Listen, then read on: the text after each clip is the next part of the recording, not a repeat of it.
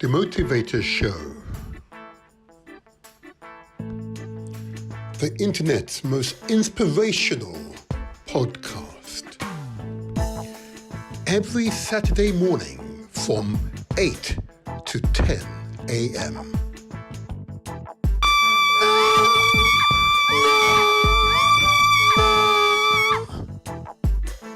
FGM, female genital mutilation or cut.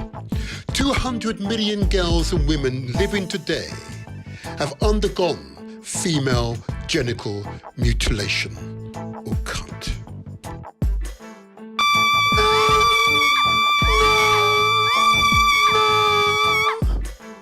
FGM, female genital mutilation or cut. There are no known health benefits. FGM is a global pandemic which is practiced in Africa, Asia, and Latin America. In fact, it is practiced in at least 30 countries across 3 continents. FGM continues to thrive due to various factors ranging from gender inequalities, ignorance, and deeply held cultural beliefs and attitudes. Statistics compiled by the World Health Organization shows that more men and women are rejecting this practice. Unfortunately, amidst this voice for change is a cultural and societal pressure to sustain the tradition. In many countries, while the practice of FGM is illegal, it is still practiced in the shadows. Family members, including mothers and fathers, force the girl, child, or adult to undergo the procedure so it has to be accepted as clean and ready for marriage.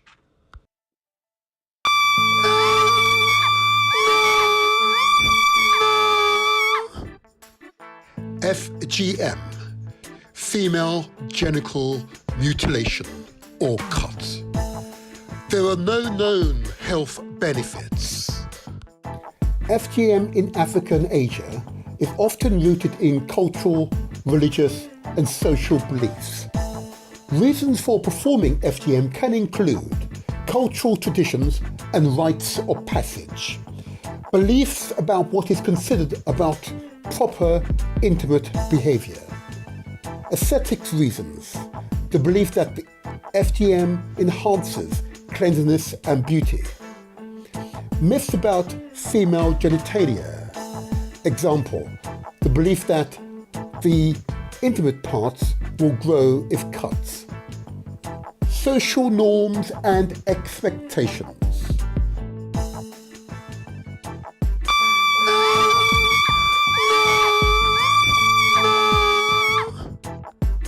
FGM, female genital mutilation or cut. There are no known health benefits.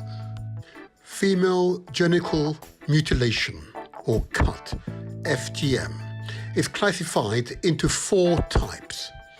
Type 1 is referred to as clitoridectomy, which is a partial removal of intimate parts. Type 2, excision, which is the total removal of most intimate parts.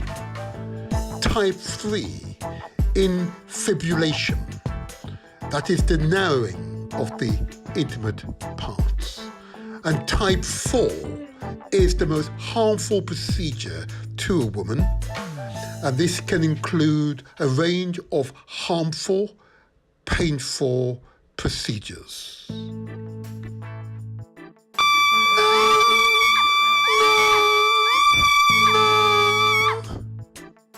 FGM, female genital mutilation or cut. There are no known health benefits. Countries in Africa, despite being illegal, FGM still happens in the shadows. Benin, Burkina Faso, Cameroon, Central African Republic, Chad, Côte d'Ivoire, Djibouti, Egypt, Eritrea, Ethiopia, Gambia, Ghana, Guinea, Guinea-Bissau, Kenya, Liberia, Mali, Mauritania, Niger, Nigeria, Senegal, Sierra Leone, Somalia, Sudan, Tanzania, Togo, Uganda, Niger, Nigeria, Senegal, Sierra Leone, Somalia, Sudan, Tanzania, Togo, Uganda. FGM, female genital mutilation or cut. There are no known health benefits. Countries in East and West Asia, despite being illegal, FGM still happens. In West Asia, Iraq, particularly in the Kurdish regions, Oman and Yemen. East Asia, Indonesia, Malaysia and Pakistan in some communities.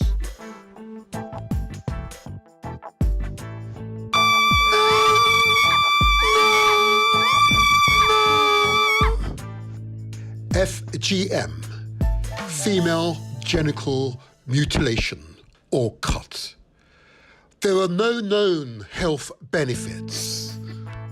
The physical health consequences, despite being illegal, FGM still happens in the shadows.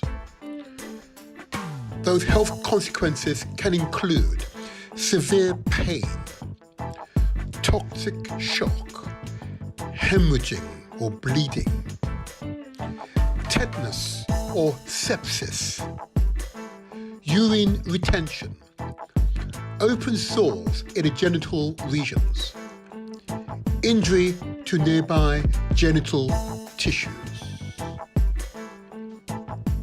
recurrent bladder and urinary tract cyst, infertility, an increased risk of childbirth complications and new birth death, the need for later surgery.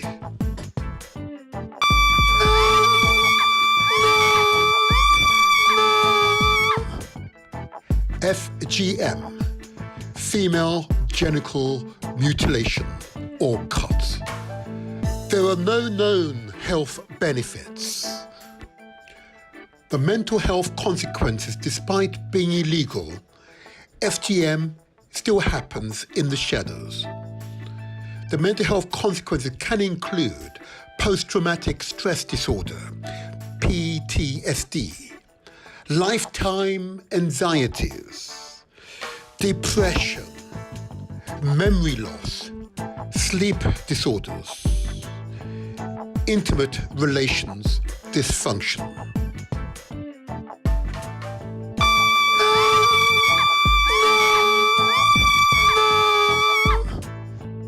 FGM, female genital mutilation or cut. There are no known health benefits. The practice is rooted in gender inequalities, attempt to control female sexuality, religious beliefs and ideas about purity, modesty and beauty. It is usually initiated and carried out by women who see it as a source of honor and who fear that failing to have their daughters and granddaughters cut would expose the girls to social exclusion.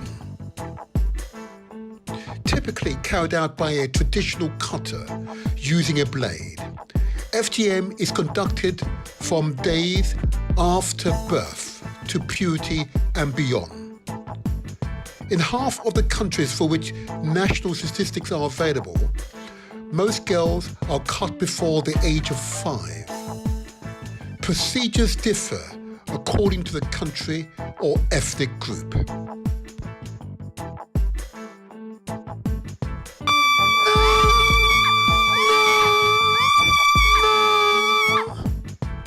FGM, female genital mutilation or cut.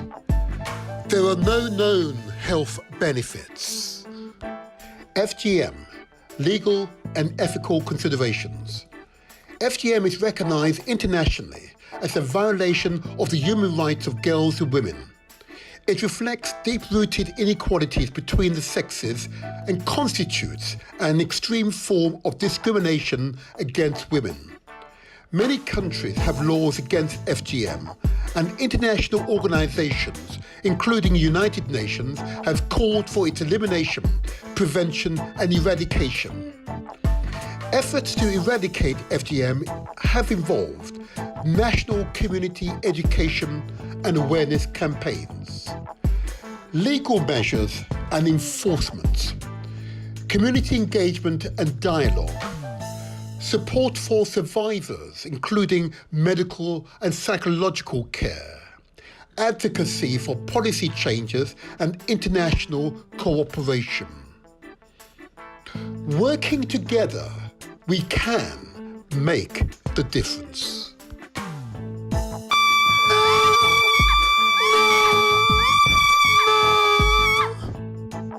FGM, female genital mutilation or cut. There are no known health benefits. Join our town hall discussion. Let's break the silence on FGM. Her voice matters. Join the worshipful, the Mayor of Southwark, and FGM Ambassador, Councillor Naimla Halley, on the 12th of December 2024, the 9th of January 2025, the 6th of February 2025, the 13th of March 2025. To join our town hall discussion, book your free seat. Website address: https://www.eventbrite.co.uk/seminar-tickets-102-8220-223-367 to book your free seat.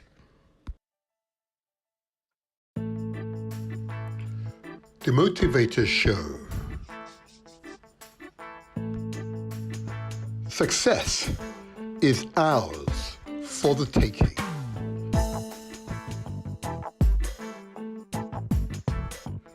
Subscribe to our YouTube channel. It's free. Press the like button and don't forget to leave a comment.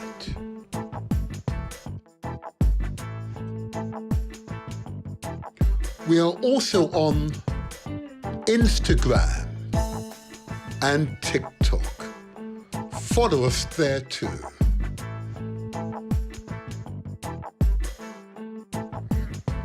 Mixcloud 2.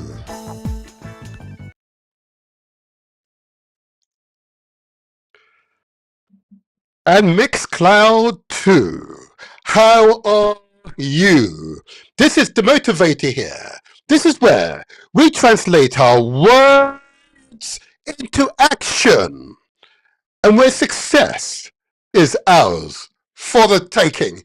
How you feeling, people? How you feeling? It's the Motivator here, but I'm feeling fantastic. Oh yeah. It's been a truly interesting few days. Most demanding, but not so demanding that I'm not here with you this morning.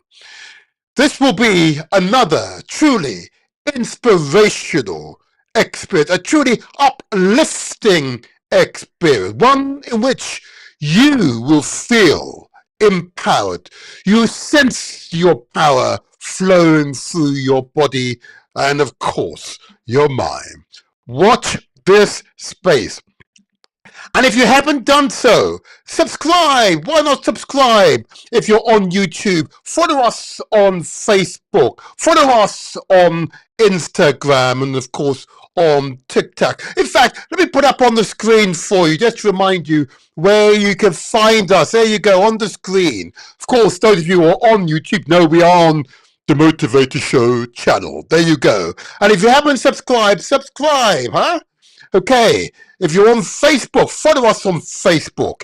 If you're on Mixcloud right now, you can hear and see us. Recordings are always there on Mixcloud. And excerpts on Instagram and, of course, TikTok. Yes, this is the motivator here. This is the motivator. And long may you stay with us. And if you haven't subscribed, let me put it up on the screen. Please do so. Or give us the thumbs up. Just so we know this is an affirmation. The content meets with your satisfaction. We want to make 10,000 new subscribers over the next few months. And we will do it. Not a problem. Not a problem. Not a problem. I know that all of you, those of you who've been watching these contents, will join with me in thanking our past contributors over the past 30 days or so. They have truly been inspirational. And one of the privileges in producing these podcasts is that I get to meet really interesting people. And what makes those people so interesting is that they are just ordinary people engaged in extraordinary work. In other words, it could be you. Yes, it could be you. Yes, it's you. You're the person I'm speaking to. You're the extraordinary person. Yes, you're the person that I'm speaking to. Oh yeah, oh yeah, oh yeah. You recall the last transmission, of course. We had the Black Men Consortium, led by the remarkable Tony Seeley, who understand the psychology of black men or men of African heritage, mixed heritage, now to get through to us so we can and will be. And I believe we are back. Okay, let's making sure. I believe there has been a slight hiccup in the transmission, but let me just continue what I was saying. So, of course, here we are. I just get this, just making sure all is well. And what I want to do now is this. I want to go to the section of the show which has been a fundamental part of the Motivator Show. And that is, of course, our lifestyle messages. Lifestyle messages are important. They're critical because what it does is it does exemplify why I do these shows. These shows are intended to provide a means by which you the viewers, you the listeners, are able to find the strengths to make a difference in your life, your loved one's life, your family's life, your friend's life, indeed your community's life. And in doing so, you make a difference. You prepare the next generation. It is vital. But in order to do so, you've got to take care of yourself. And that is exemplified through how you take care of your health. So these lifestyle messages are designed to give you sound advice, common sense advice that you could use and take into the future and enable yourself to grow, enable you to grow. So this is what I say to you. Listen carefully to these lifestyle messages and take the messages on board. The Motivator Show. consumed each day. There is a direct causal link between the overconsumption of sugar and type 2 diabetes, prevalent particularly in the African heritage communities. It is estimated that more than 2 in 4 have either a diagnosed condition of diabetes or an undiagnosed condition of diabetes. Here in Britain, the NHS spends more than £26 billion treating people with diabetes, which is a condition for life. Too much salt in our diet disrupts the natural sodium balance in the body. This causes fluid retention, which increases the blood pressure exerted by the blood against the blood vessel walls, or high blood pressure. The potential impact of too much salt can include enlarged heart muscles, headaches, heart failure, high blood pressure, kidney disease, kidney stones, osteoporosis, stomach cancer, and strokes. Another lifetime condition. We ask that you consider the amount of carbohydrate consumed each day. Typically derived from wheat-based produce such as pasta and other related wheat-based products, and of course root vegetables such as potatoes and the yam. And yes, I did say yams. Excess carbohydrates intake places a large metabolic load on the body. When the body constantly has high levels of blood sugars to deal with over time, this leads to weight gain, poor metabolic health, and an increased risk of heart disease.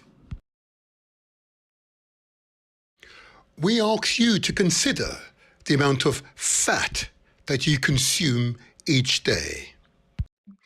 On the screen, you can see raw meat. Clearly, the red meat is meat, but the white streaks you see in the meat is fat.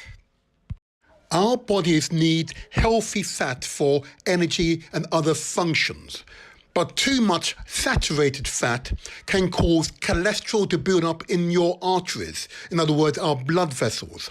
Saturated fats raise your LDL, or bad cholesterol levels. This can increase your risk of heart disease and neurological strokes. Too much fat is linked to increased risk of obesity or fatness, coronary heart disease, and certain types of cancers, such as breast and colon cancers. On the screen, you see a partially blocked arteries, mainly made up of examples of starchy foods include potatoes, bread, pasta, cereals, and rice. Excessive consumption of starch, scientific studies have shown, may cause insulin resistance, in other words, diabetes, may cause skin irritation, many of us will recognize as eczema, may cause gastrointestinal irritation. Many of us will recognize these conditions.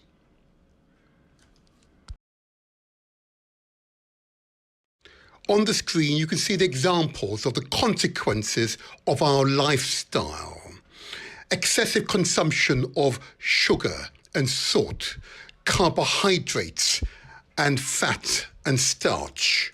You see the young lady and gentleman with the bloated shoulders, bloated chest, bloated abdomen, bloated thighs, and bloated bottoms, or buttocks in polite company, the consequence of our lifestyle.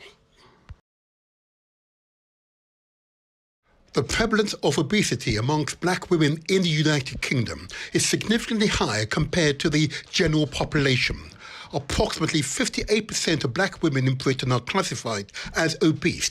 This rate is considerably higher than the average obesity rate for women across all ethnicities in the UK, which currently stand at between 30 to 32%. This is a public health emergency. The prevalence of obesity amongst black men in Britain is also notably high. Approximately 38% of black men in the UK are classified as obese. This rate is higher than the average obesity rate for men across all ethnicities in the UK, which is around 27 to 29%. This is a public health emergency. The experts recommend that we should eat fresh, untainted foods, including tomatoes and oranges, melons and beetroot, noriega and avocados, grapes and apples, lemons and cabbages, lettuce and cherries, bananas and cucumber, and pears and onions, sweet corn and pineapples, carrots and cauliflower, garlic and sweet pepper, lemons and many other fruits and vegetables, which are untainted and are good for you. The experts recommend that we should ensure that we consume between 2 to 3 litres of water per day. It does depend upon your height and your mass. You see on the screen a young man drinking his water, the young lady enjoying her water. The advice given to you about our lifestyle will not mean anything to you unless you exercise. To exercise for life. You see the young lady with her weights, pumping her weights. You see the mature gentleman running with his headphones in with a smile on his face. You see a young lady running up and down those stairs. Oh yeah, that is real exercise. You see the young man pushing up and down with his push-ups. This is exercise. Our bodies need exercise.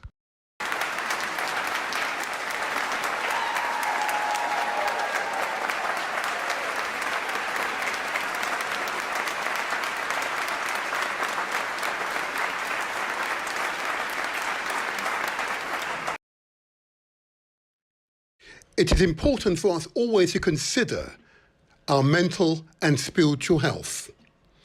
If you have concerns about your mental health, please seek out professional advice or speak out to those you most trust. I trust that they will seek out the right advice and support for you. And of course, as human beings, we are truly spiritual entities. It is important to speak to your spiritual advisors.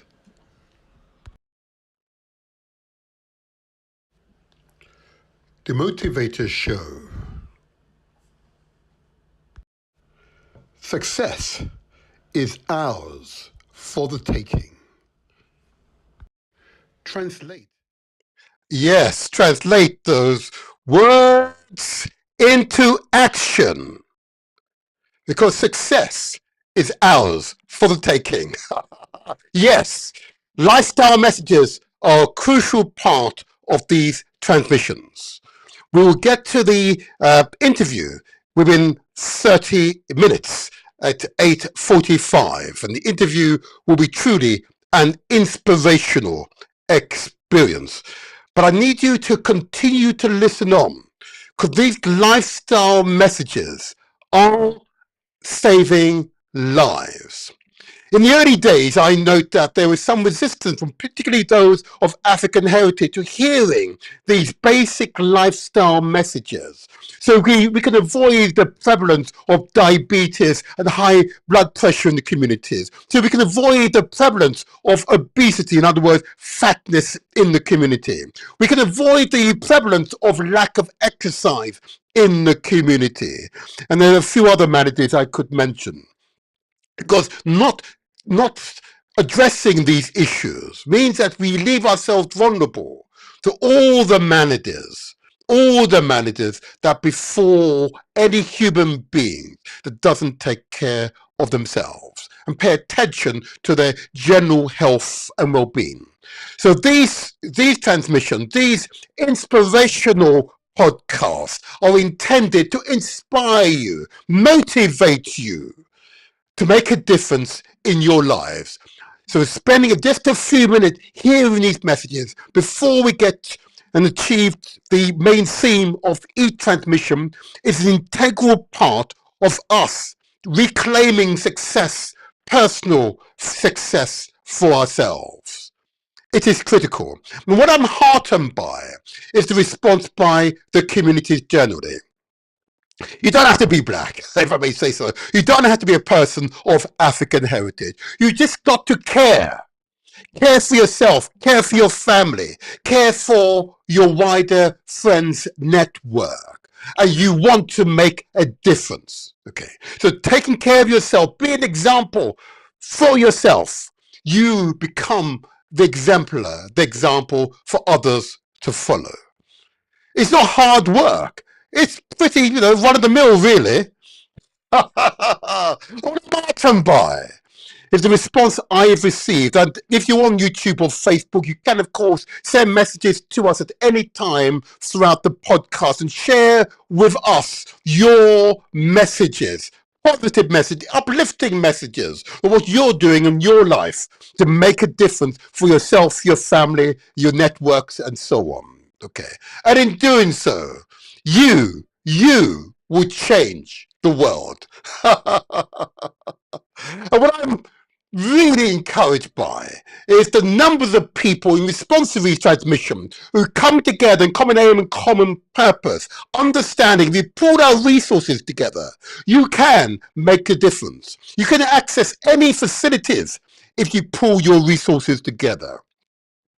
And I want to share with you a group of people who've come together regardless of ethnicity, regardless of social class or education, regardless of their fitness, regardless of their marital status, coming together in common aim and common purpose. Not even politics interfere here. You can be left or right, up or down, it doesn't matter. They've come together in common aim and common purpose, because truly your health is indeed your highest wealth. And in saying that, of course, I want to share with you an example of a group of people who've come together in response to these podcasts in common aim and common purpose and are exercising together.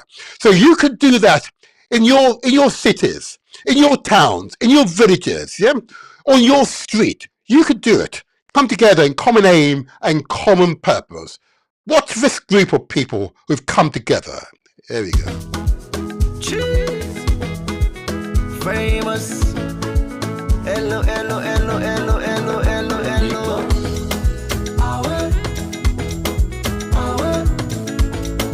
Awe. Awe.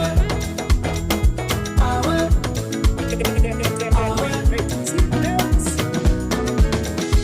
You get one life on leave. Me self get one life on leave. Why we no go use I'm gladdy and enjoy the time.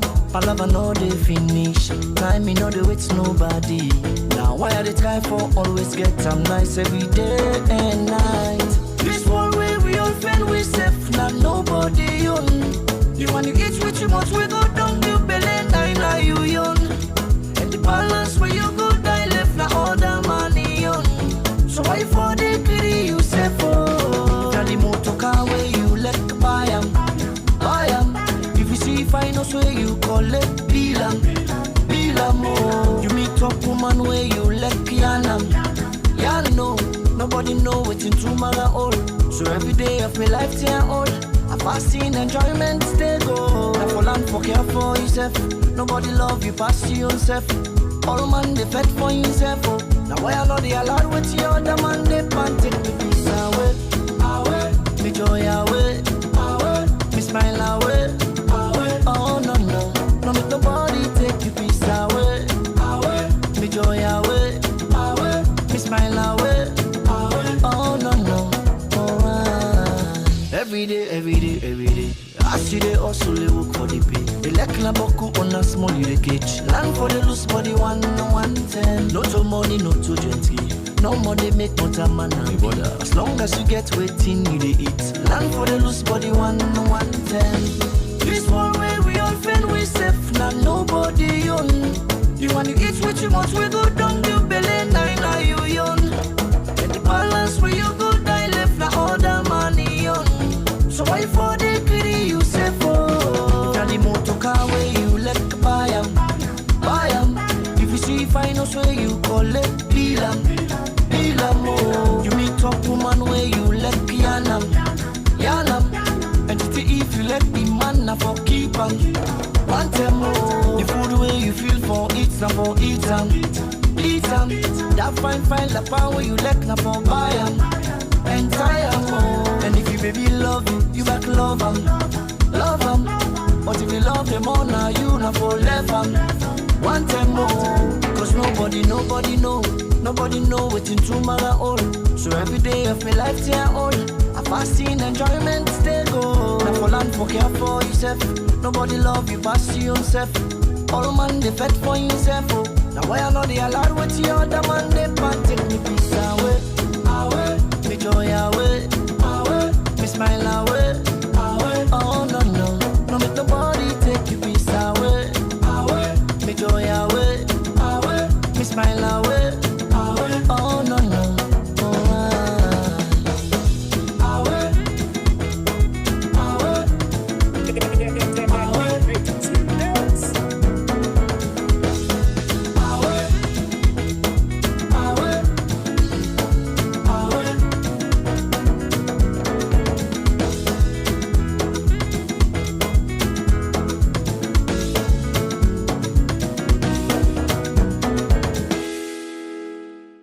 Oh, wow. An example of people who've come together in common aim and common purpose. Their higher purpose is their health, of course, your true wealth. That's why these podcasts are so important. We'll get to the interview in 20 minutes. Counting down, 20 minutes, we get to the main interview, and it really will be a thrilling experience. I want to congratulate those members of the Countdown organization who've come together because their health is truly their wealth, yeah?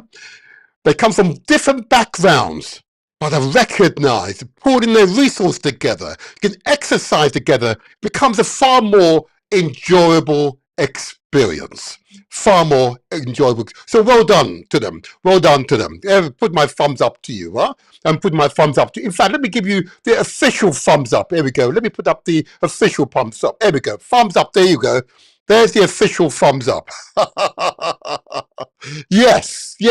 Oh, a bit more of that. There you go. Oh, yeah. That's for Countdown. Well done, all of you. Yep. I know a few of you are watching at the moment. Oh, yeah. Well done, Cuddy. Well done, Ishmael. Well done. Keep up the good work. Hey, hold up, a few more. Oh, yes, I'm having fun this morning. I'm having fun. You see the fireworks for them. Well done. And I know others will replicate this coming together in common aim and common purpose across Britain. Yep. Across Europe. Across the Caribbean, across the Americas, and of course, across Africa.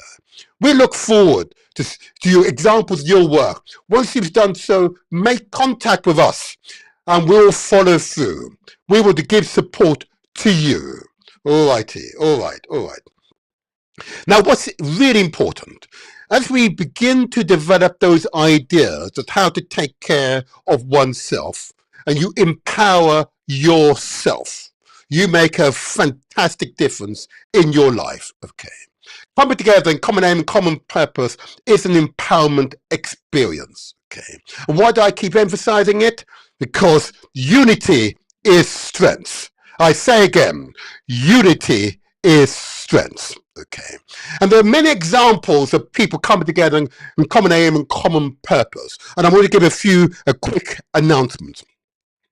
Some of you will recall that a few months ago, very early in the so-called hurricane season, a devastating hurricane hit the Caribbean. Hurricane Beryl, and affected the islands particularly of Antigua and, of course, Jamaica. Okay. Many thousands of people were affected. And still today, there are still hundreds of people, could be thousands, but certainly hundreds of people are still without a home, still have damaged and devastated communities as a result of Hurricane Beryl. Very early in the hurricane season was a Category 5 hurricane, a devastating experience. And therefore, the people around the world, particularly here in Britain, who came together in common aim and common purpose to raise resources to help those in their greatest needs.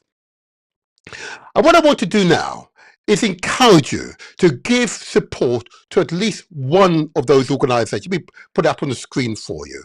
Well, at least one of those organizations who've demonstrated an ability to respond, okay? And I'm going to put on the screen for you what I believe is the right organization to support. Why? Because they will be able to demonstrate all the resources they gain goes directly to those in greatest need. I'm going to put it on the screen for you. In response to Hurricane Beryl, only 2 months ago, the PNP UK is raising resources so we can deliver disaster relief at the point where it's most required. What's required, of course, is still non-perishable foods, bed kits such as sheets and pillows, children and adult diapers, tarpaulin, zinc, and other building materials. They just want to rebuild their lives. That's what they want to do. And I commend PNP UK to you. Their bank details, if you are able to give, I would say please do so. And we will have them back in these studios to verify how the resources were spent. Their bank details is NatWest Bank. It's sort code 600802, 600802. Account number 2986123. And in the reference, please note DRF Beryl. In other words, Disaster Relief Beryl. I commend PNP UK to you as an organization delivering relief where people most need it. I commend them to you. And they are a worthwhile organization to give support. You can go to their website, pnpuk.co.com.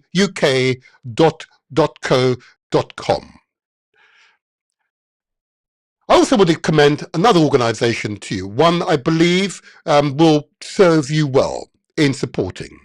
You recall only a few podcasts ago, I had the remarkable organization called Elevated Minds. Okay. I put up on the screen, there you go, Elevated Minds. A remarkable organization. You saw these wonderful, bright-eyed people, young people, intelligent, well-educated, but devoted to helping other young people to grow. Yeah?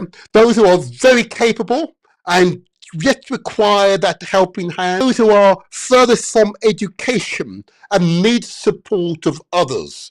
Yep, others who care so they can grow. Led by the remarkable Doreen Sinclair McCollins, okay, CEO and co-founder. You recall that wonderful transmission, yeah? Elevated Minds CIC. I commend Elevated Minds CIC as an organization that demonstrated an ability to support young people in ways that others can, but they demonstrate they will and do.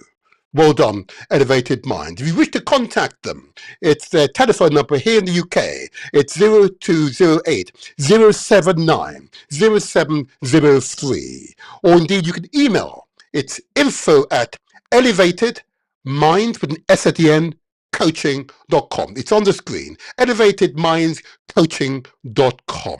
I commend this organization to you, and many of you will be aware, I entered public life really supporting children, our young people, the next generation. We must have compassion for them. We must care as elders.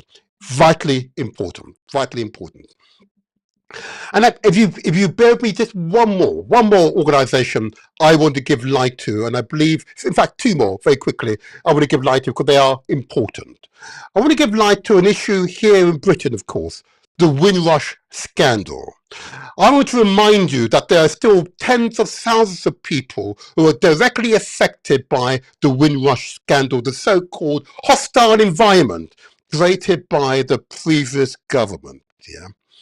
Hostile environment so hostile that those who are here legally were unable to gain access to healthcare, access to jobs, access to properties because they didn't have the right papers, even though many were legitimately here in this country.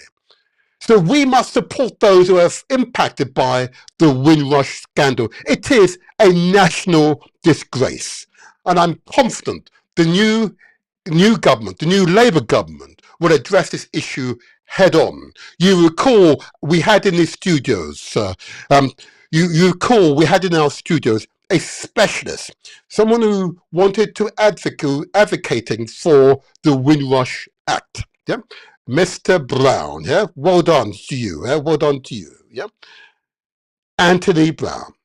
And what's important that Windrush Act would ensure that the legal status, the legal rights of those impacted are enshrined in law and they will not be contested. All they have to do is substantiate their stay. So an organisation right on the forefront in supporting those who require the support is, of course, the Legal Advice Clinic based in Birmingham here in Britain. Okay, so if you need that support, please do not suffer in silence. They're based at 58 Bank Street in West Midlands, WV148PD. And their email address is info@windrushlegaladviceclinic.com. As it sounds, windrushlegaladviceclinic.com. And their telephone number, 01902 382 542. I commend the Windrush Legal Advice Clinic to you, an organisation worth supporting. I, of course, also support the Windrush National Organisation, and long may their works continue. Well done you all, well done you all, well done you all. And the last quick announcement I want to make, and I know, but I know each of you will understand why these are important statements I'm making. We must care, okay? The interview will be in 10 minutes.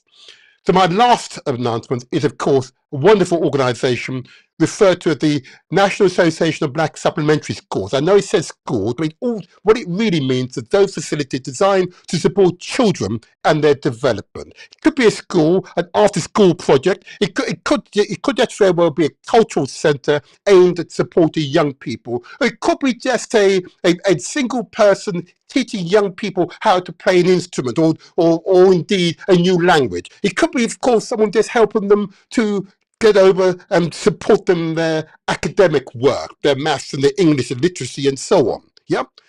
If you are such a person and you're not registered, your details are not on the National Association of Black Supplementary Schools website, I urge you to do so. And if you are a parent or a guardian, I commend this organisation as a conduit, as a clearinghouse, as it were, for information that can help support your sons and daughters, your niece, your nephews, your cousins, the children around you.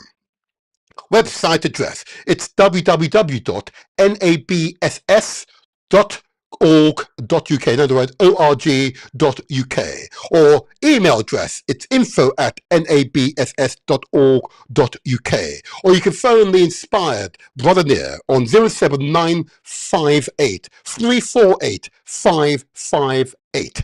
I commend the National Association of Black Supplementary School website as an important resource for you to obtain support for your sons and daughters, your nieces and nephews, your cousins, and every young person that deserves that support. Well done to you all, and well done, Brother Near. Well done, well done. There you go.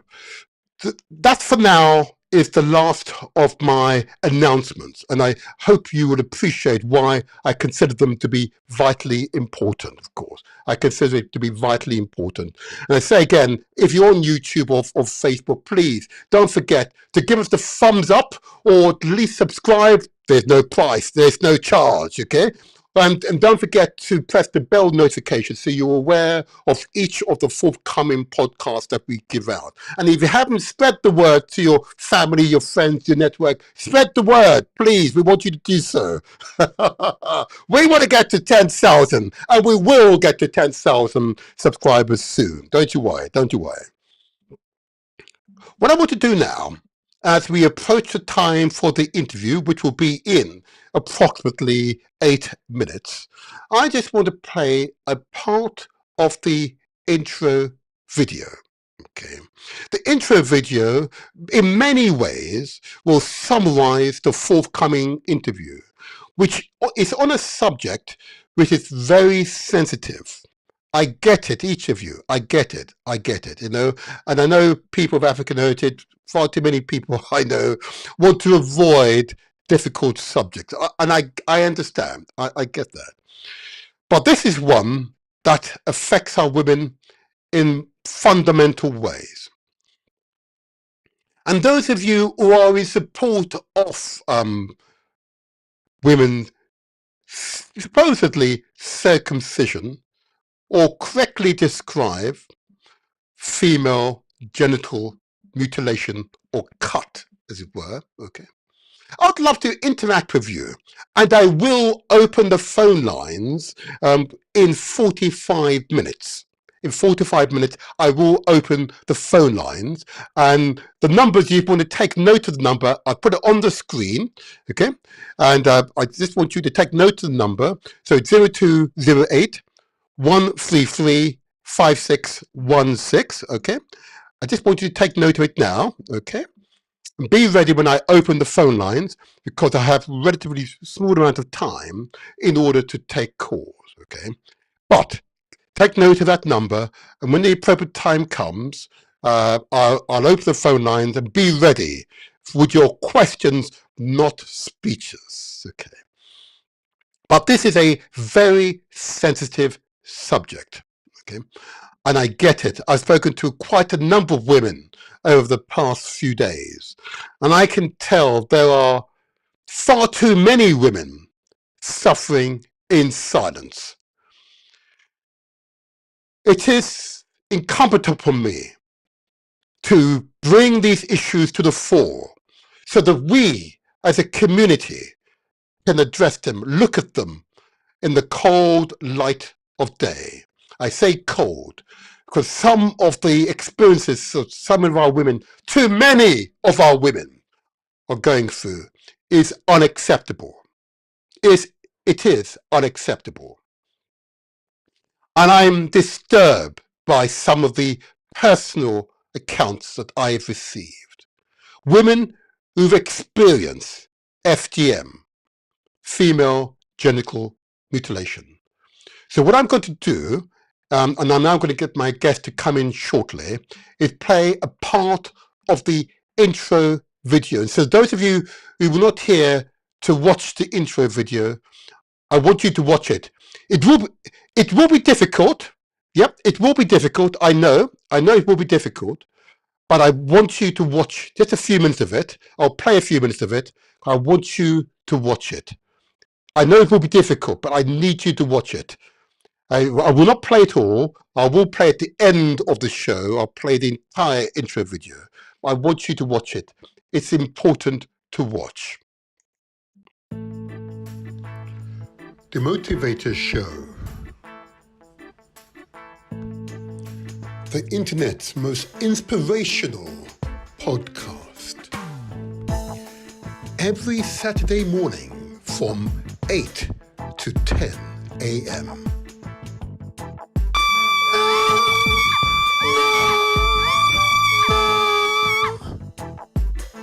FGM, female genital mutilation or cut.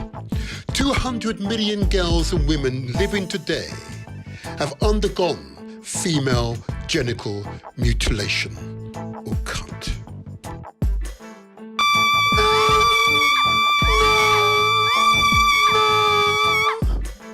FGM, female genital mutilation or cut. There are no known health benefits. FGM is a global pandemic which is practiced in Africa, Asia and Latin America. In fact, it is practiced in at least 30 countries across 3 continents. FGM continues to thrive due to various factors ranging from gender inequalities, ignorance and deeply held cultural beliefs and attitudes. Statistics compiled by the World Health Organization shows that more men and women are rejecting this practice. Unfortunately, amidst this voice for change is a cultural and societal pressure to sustain the tradition. In many countries, while the practice of FGM is illegal, it is still practiced in the shadows. Family members, including mothers and fathers, force the girl, child or adult to undergo the procedure so it has to be accepted as clean and ready for marriage. Alrighty, I'm going to pause there. That's just the first 45 seconds of the intro video. Yeah, I said it was tough. And there's more, much more to that intro video. The screaming was necessary. I need to get your attention. And what I heard these past few days from many women, even though they didn't outwardly scream, I felt the scream. It was on a deep, truly spiritual level. This is a subject that we need to have. My guest has arrived, okay? She is a most remarkable human being. And what I'm going to do now is set up my screen, and here she is. Ooh, I'm getting feedback. Am I getting feedback? Okay. Good morning. Can you hear us all right, first of all? Yeah, I can hear you very well and clear. Yeah. Oh, wonderful. And you're very clear indeed. Wow. This is going to be one of those experiences, folks. This is going to be one of those. I'm going to try to control my emotions, okay? Because even that initial 45 seconds of the intro video, it invoked emotion. And I've heard those testimonies this week, this past few days. And they invoked emotions. My gosh. So before I get emotional, I want to, first of all, welcome you, my friend. My friend, I'm going to ask you to introduce yourself. Just give your name, your current public title, and indeed, say a little bit about yourself so the audience can get to know you. Go ahead. Hello, good morning, everyone. Good evening if you are somewhere in Africa. And yes, I am Councillor Naima Ali, and I am the mayor of Southwark. Yes. Yes. Come on, people. Come on, get clapper. Oh, forgive me. Let me do it the other way. Oh, my dear. Yes.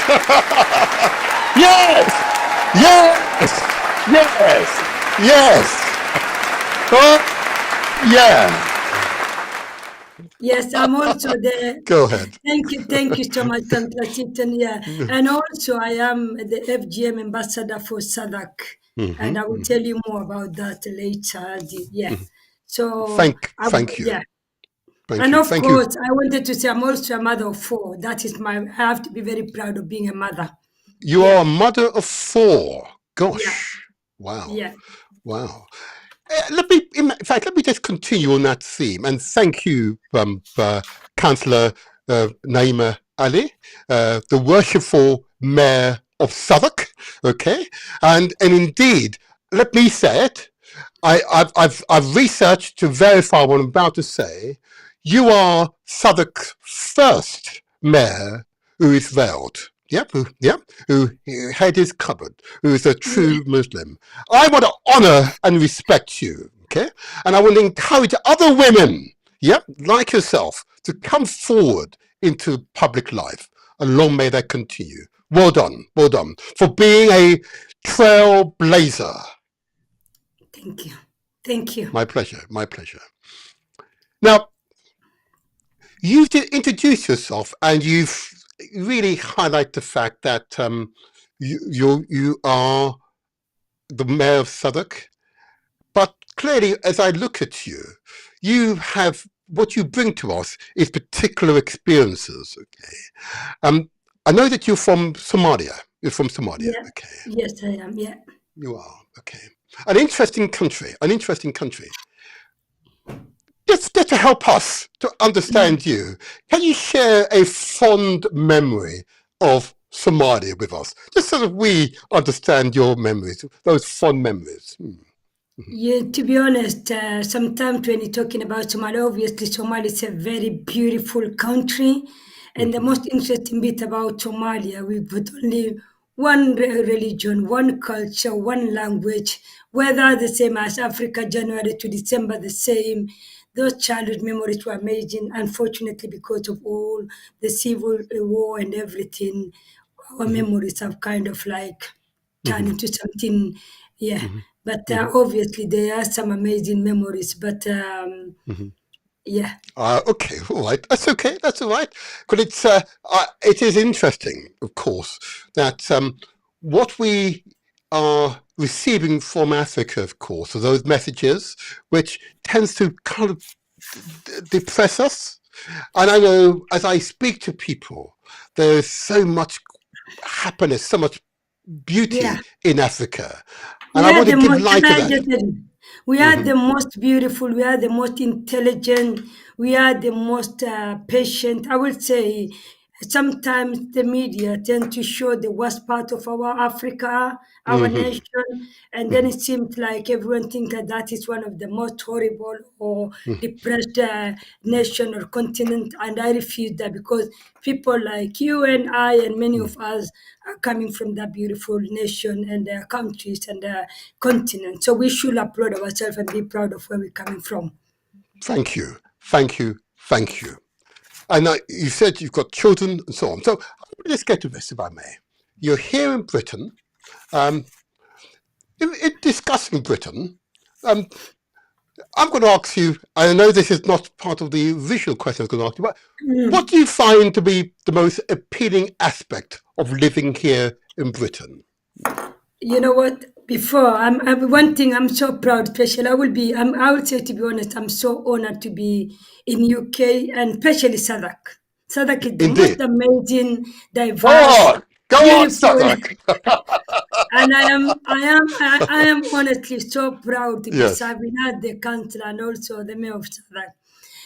You know what, to be honest, being in this, I would say it is one of the most welcoming and most tolerant country. We honestly, we haven't discussed about this, but I will just a bit of summarize the beauty of UK in a way. Recently, I had an opportunity to travel to France. In France, they have banned hijab back in 2010. Yes. So technically, I went there for a very high profile kind of like visit.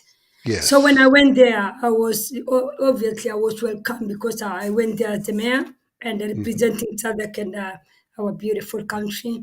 But when I went there, the first thing I was told was, technically a woman like you cannot hold any office or cannot do any job that we do here in UK. Wow. Why is that? Why is that?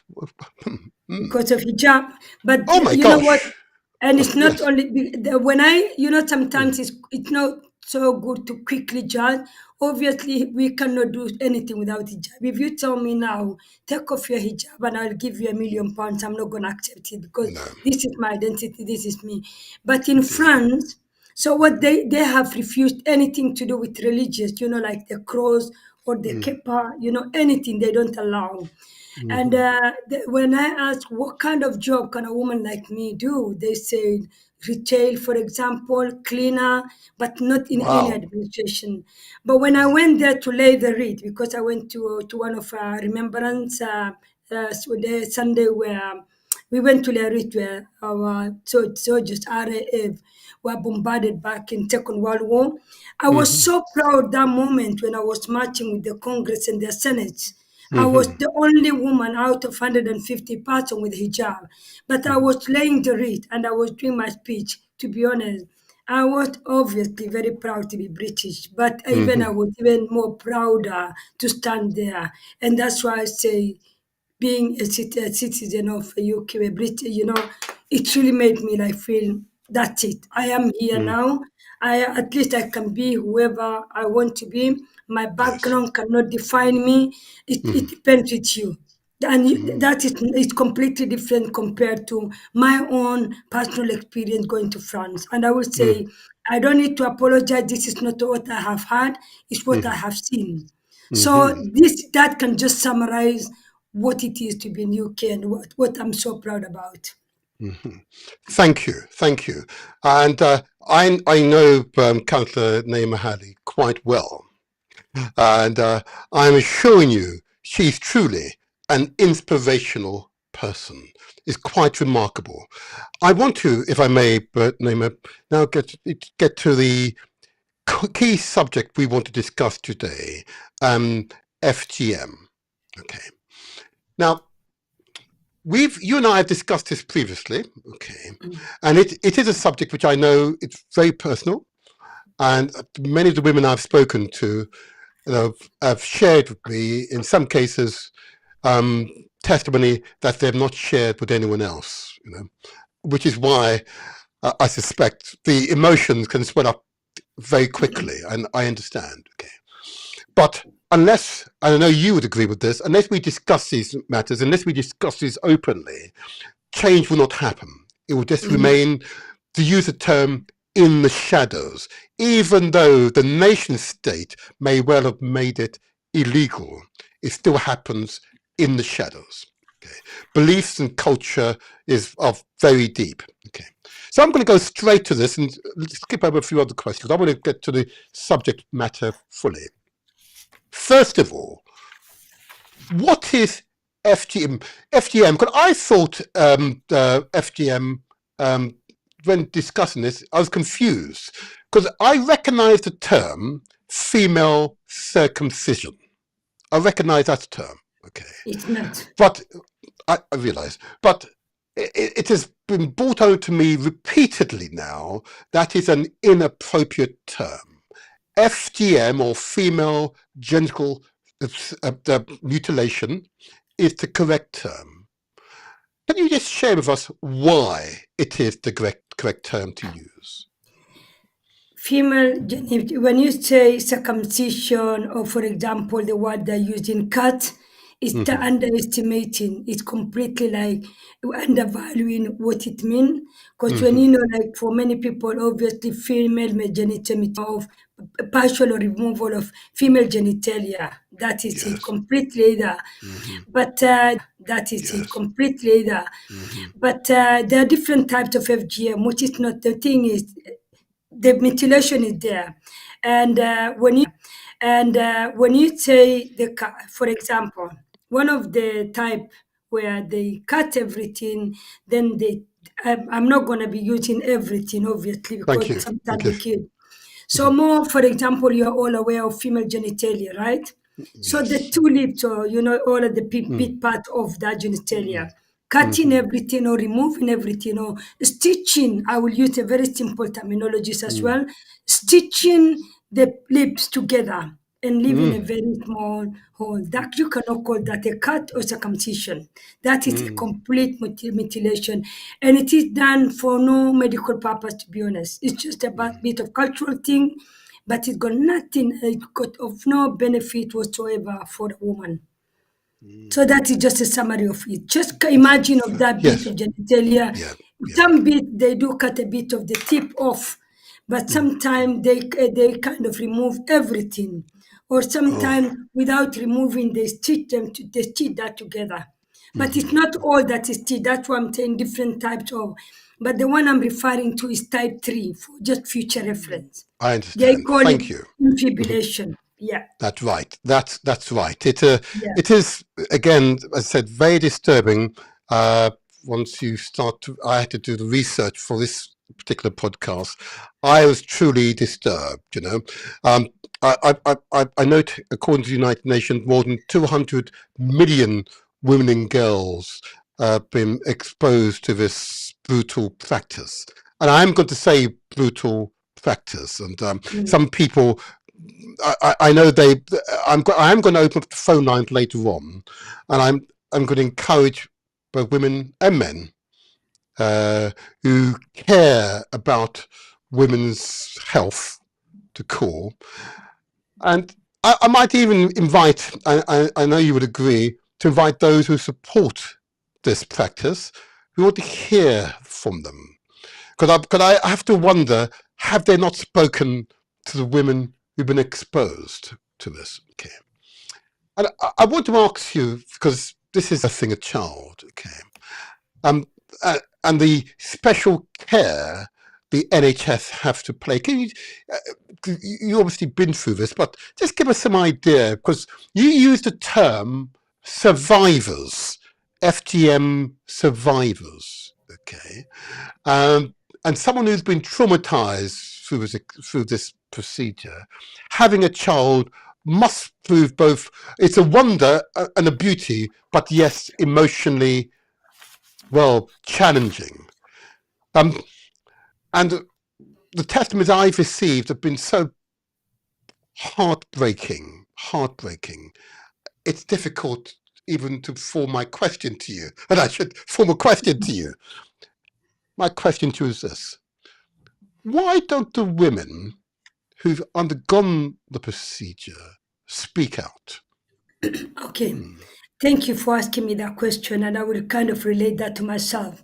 Sometimes when you are new in the country, language barrier, not understanding the system, allowing other people to make decisions for us. People maybe who have gone, no, but no. I don't dispute, I don't, like I don't stop people to come on board because we all need allies in every aspect.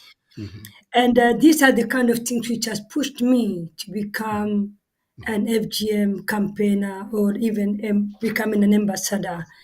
I remember those days. I would say, luckily, and I'm very proud to say that I'm speaking openly, being a survivor as well. Like you say, when decisions are made for you, or you wait for other people to pick up for you, you will never get it right. You need to Well use said. your own, Well yeah, said. and then you need to use your lived experience to influence change. You need to Yes. say, actually, it is me who should be saying this. It's not you telling me because it is, and sometimes I always say, if you have any lived experience, you are the master. You have the PhD in that.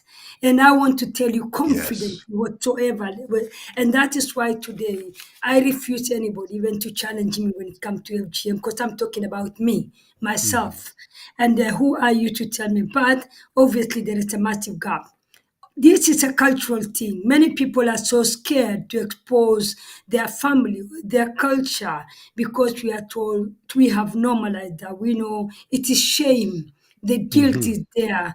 My bit of body is missing. What can I say? Because of all that psychological, impact that it has caused, is stopping women from speaking out.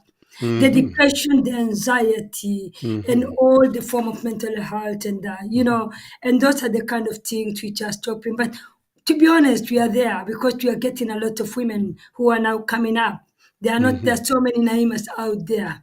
There are so many. So I think it's when you look at Africa, obviously the way we've been raised, it's like women cannot talk about something. These three have been used. Obviously, I can say there is a reason why FGM has been done, and it's mainly because for men. It's not for my own benefit.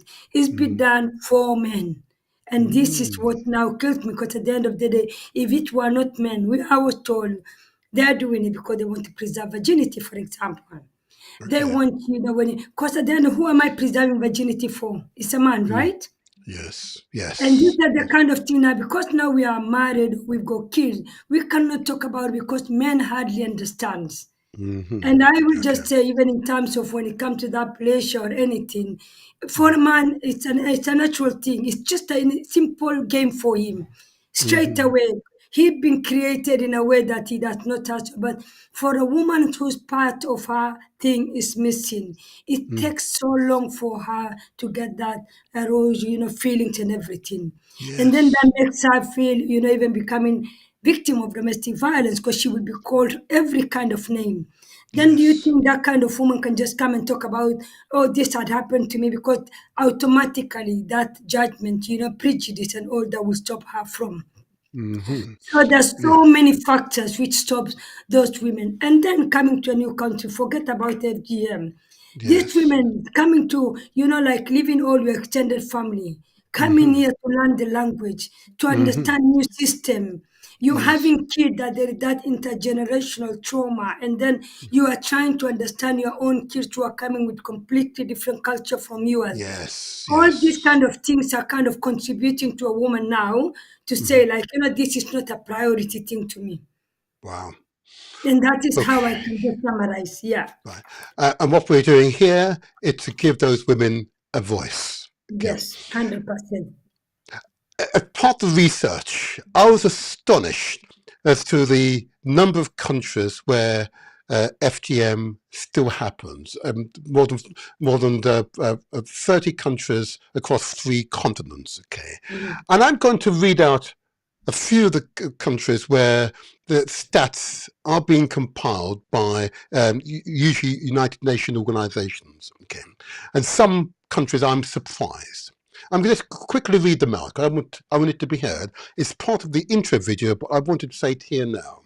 Countries for which there are figures compiled, in which some communities still practice female genital mutilation, FGM, include the following: Benin, Burkina Faso, Cameroon, Central African Republic, Chad, Cote d'Ivoire, Djibouti, Egypt, Eritrea, Ethiopia, Gambia, Ghana, Guinea-Bissau, Guinea, Kenya, Liberia, Mali, Mauritania, Niger, Nigeria, Senegal, Sierra Leone, Somalia, Sudan, Tanzania, Togo, Uganda,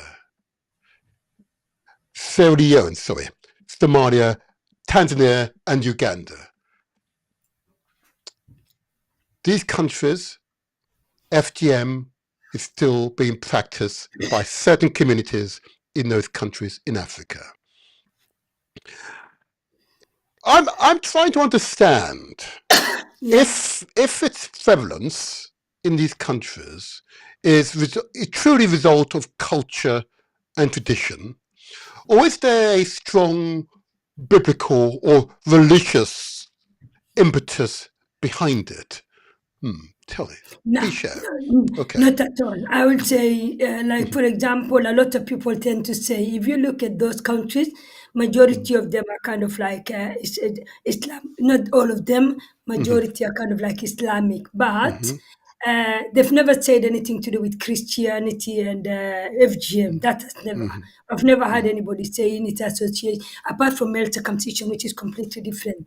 However, there is nothing in the Quran or the teaching of our prophet which says, FGM is allowed.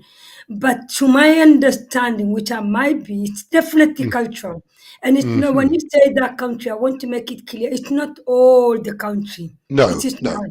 Like Just some. Somalia, I can say the high percentage, I would say, is fading, but there is high. In our generation, maybe 98%. Some countries are 97%. But it might be, I might be saying Egypt is interesting, and I will kind of, just for the sake of curiosity and making people to do a bit of research. There is this, the type 3 that I told you about. They gave the name Pharaoh, the king Pharaoh of Egypt. Yes. Yeah, and then that one is kind of like you thinking like, why that name? Where did it come from? Because in my country, for example, somebody will say Pharaoh. Pharaoh is more like that.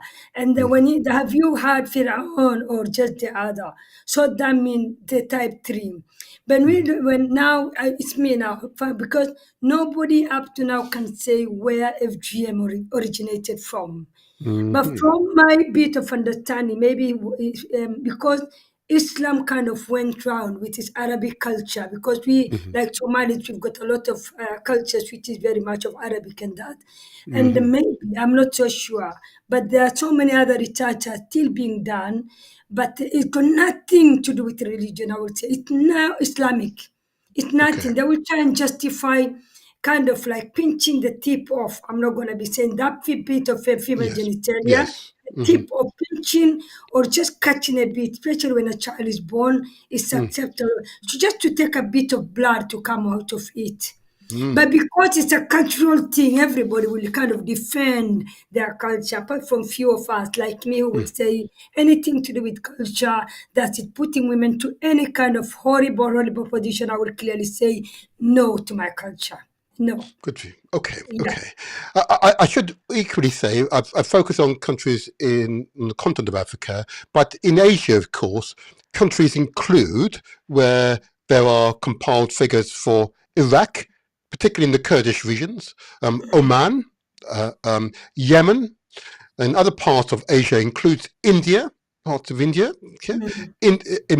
Indonesia, Malaysia, Pakistan, again in certain communities. Just for the understanding of the communities. Okay. What I want you to do now, you've indicated some of the procedures, and I know there's type 1, type 2, type 3, and type 4, which is the most horrific, and we will not go into that right now. What I want to do is really address the issue of the impact it has on the woman's life. Okay. First of all, the sort of physical impact. Okay. Now, Just for you to understand, I will just start with just the immediate impact, before we talk about the long term. okay. For example, because that is performed without a consent or even prior, where you are not even being told that it's happening. And there is no adequate anesthesia that can cause extreme pain. That means it can cause a serious, severe pain at that moment. And also because sometimes they use unsterile tools, and that Yes. can cause increase the risk of bacteria or infection, or even Yes. tetanus at that Yes. moment straight away. And then Yes. it can due to that because of and it can cause swelling and shock due to the trauma and pain. When they're Yes. trying and you quickly and all that kind of thing. And even that Yes. can immediate, it can cause death, to be honest, because of bleeding or excessive bleeding or that infection Yes. as a result of that. That is Yes. immediate. But when we're coming out to the long term, for example, it can cause difficulty in urinating and Yes. recurrent of urinary tract infection. Like you will Yes. always be having that kind of thing, and that can be a long term. And also menstrual pain, painful period and difficulty for Yes. Yes. menstrual Yes. flow. Like I Yes. told you, where they stitch up everything, you won't be Yes. having that enough passage in that. There is also scars and tissue formation leading to cysts and abscesses. That can be also long term, and Yes. also kind of like higher risk of during childbirth or Yes. prolonged Yes. labor, tearing, Yes. and also sometimes that many women they go through C-section as a result. To be honest, if I describe to you what they do to women when they come in, maybe for those who've never had. But I think UK here, we are in the Western world, we are in a good position because from the time that you become pregnant, you tend to go and be seen and there is proper preparation. Can you just imagine a woman in Africa who've got no hospital, not whatsoever, and then she's trying to push the baby baby with Yes. other. So that is a long time, and also it can cause infertility, to be honest, because of Yes. Yes. infection or complication arising from FGM. And I have seen a Yes. lady who can, Mm. she's one of the activists, who Mhm. she cannot give birth or anything because Mm. of that, to be Oh honest. my gosh. It is happening Uh, and it had happened. you say it with that. I heard this repeatedly these past few Yeah, days, yeah, yeah, and I couldn't but be yeah. moved by some of the testimonies. Why you do that to your daughters? Why you would have that happen to your nieces? Yeah, to your cousins? Yeah, to your wife? Why would you let that happen to them? It is beyond belief, and why I want to hear from people both who are for and against. Because I'm interested to hear from those who are for. Because if they've seen the stats, that you and I have seen, of the physical impact it has on a woman's life, not simply now, not for a year, not for 10 years, but the whole of their lives. It is, you wouldn't do it. Yeah, Mm. you would not do so. Um, can I now just move on to the mental or psychological impact that this might have on a woman? Because clearly, that physical trauma being perpetual, what is the mental or psychological impact it has on women? Please. Then also I will start with immediate, Okay. because sometimes we tend to focus on now, but remember Indeed. there are girls who are going through that at this moment. That's why we are being Mm. called survivors. But I think I Yes. need to find a word for those who are just, there can be victims at the moment anyway.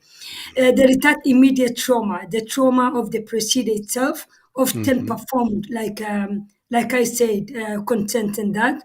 And also the survivors, they tend to experience flashback, Okay. nightmares, severe Yes. anxiety related to the event. Yes. Because Yes. sometimes Yes. that comes back, but people don't really understand.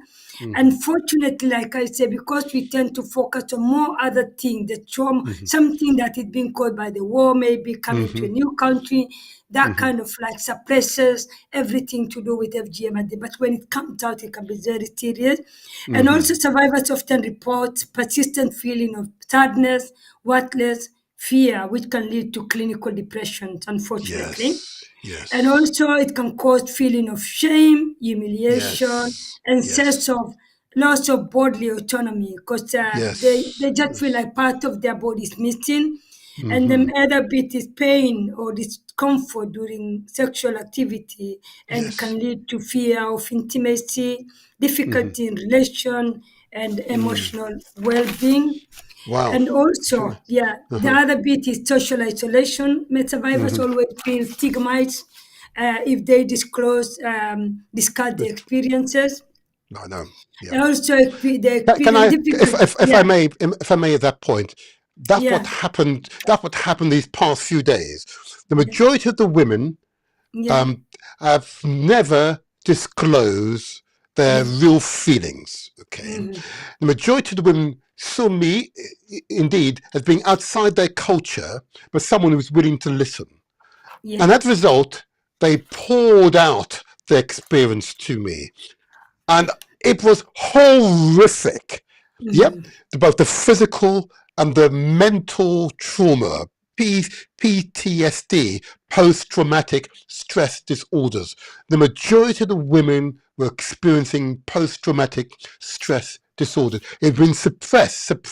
And because I asked the question in my usual fashion, they were willing to share. And I'm grateful to each one of you that you shared, because it enabled this interview to be far more impactful. Thank you for sharing with me. But I know they would not share this with their family members or members or immediate members of their community, but they Mhm. shared the experience with me.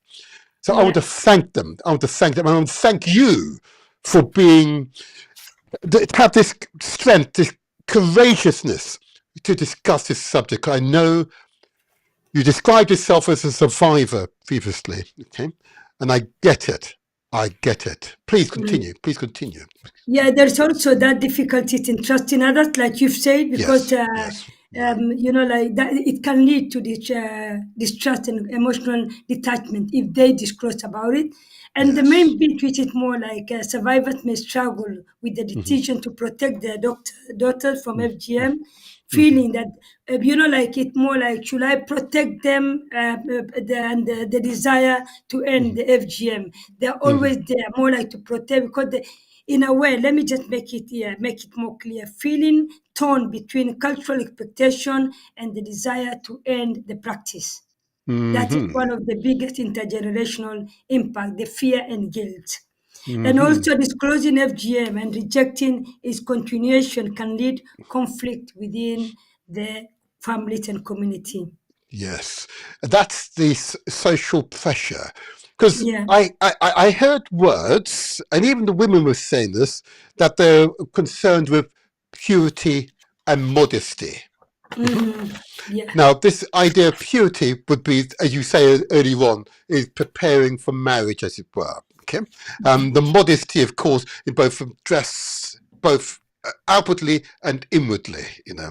That word, ideas of beauty came in. It was interesting to hear the women repeat those words: purity, modesty, and beauty. That's why it was done to them in order to achieve this.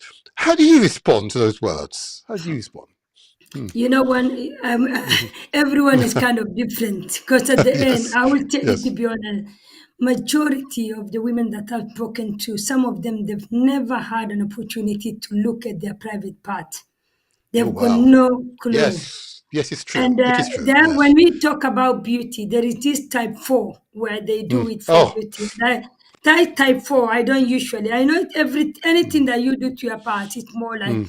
but there is a bit of like you do it as an adult because Mhm. you think it's beauty. It's Yeah. done to you when you're a child without your consent. It's a big Yes. difference. And that's Yes. what happened to us. And that's why sometimes I'm asking, why did they do it to me? Why are they doing it to girls? Why will Hmm. am I, and then you go through the process of de-infibulation, they call it. I will use now, but I will try to explain to it more. Unstitching. A woman, Hmm. sometimes you have to go through that procedure of unstitching yourself because you have Oh. first intimacy. Yeah. Can you just imagine of that? So when it comes to beauty, I think our private part is not like our faces where we put makeup and lipstick and everything for Hmm. it to be seen. Hmm. And even those are the kind of thing right now as a woman I'm saying, why should I be dressing up so beautifully, evening dress? I think I've had that discussion. When a man can just wear a suit, two suits per year, and a woman, why are we allowing ourselves to be object every time for the sake of making more for just a man or whatever, to see Hmm. our beauty? I think Hmm. it's a time to sit back and say, I'm doing it for myself if it's something good, but I Yes. refuse to do anything for the sake of others, especially Absolutely when it right. comes to my body, when I come to Yes. that. So I think it's like we need the voices of survivors. And thank you so much for speaking to many because we Mm. want men to start that conversation. We don't have that. And I applaud you, for example, for you, Mm. for Mm. women now to confide in you. The Mhm. thing now is, what next? We've had Yes. them, what What's next? next? That's What right. we have for them. And that's what now I'm so proud that at least I've worked all hard. 20 years I've been a campaigner, over 20 years. I've been named as the FGM ambassador. And the fact that Hmm. I am the mayor of Sadak, I've got that voice, I have that platform. If I don't influence change or do nothing, to be honest, I will never forgive myself. And that is why I'm telling any survivors out there, if you need to speak to anybody, if you feel like you have never, please reach out. We are in that boat together. We can only change with our voices too. I become very touched, especially when I talk to women. And that's why when I end up forgetting if I'm a politician, a mayor, or an activist. But it Yes. is, yeah, that's why I became a politician, to be honest. Well said. That's why she became a politician, to make a difference. That's Yeah, why she's here. Yeah. These are yeah, the change makers, ordinary people engaged in extraordinary work. Yeah. Wonderful, wonderful. I want to get on now to the solutions. Okay, the sort yeah, of legal and ethical considerations. We'll get on solutions, but before that, if it's okay with you, I'm going to open the phone line, okay? I know what will happen. I will not receive a call until the last few minutes and they rush in, okay? But I'm going to open the phone lines now. So those of you who said that you want to speak with the mayor of Southwark, the courageous woman, okay? She is right here. She's live, okay? So I'm going to put the phone number on the screen now. Let me put it on the screen. There you go. If you wish to call, I'll continue the interview.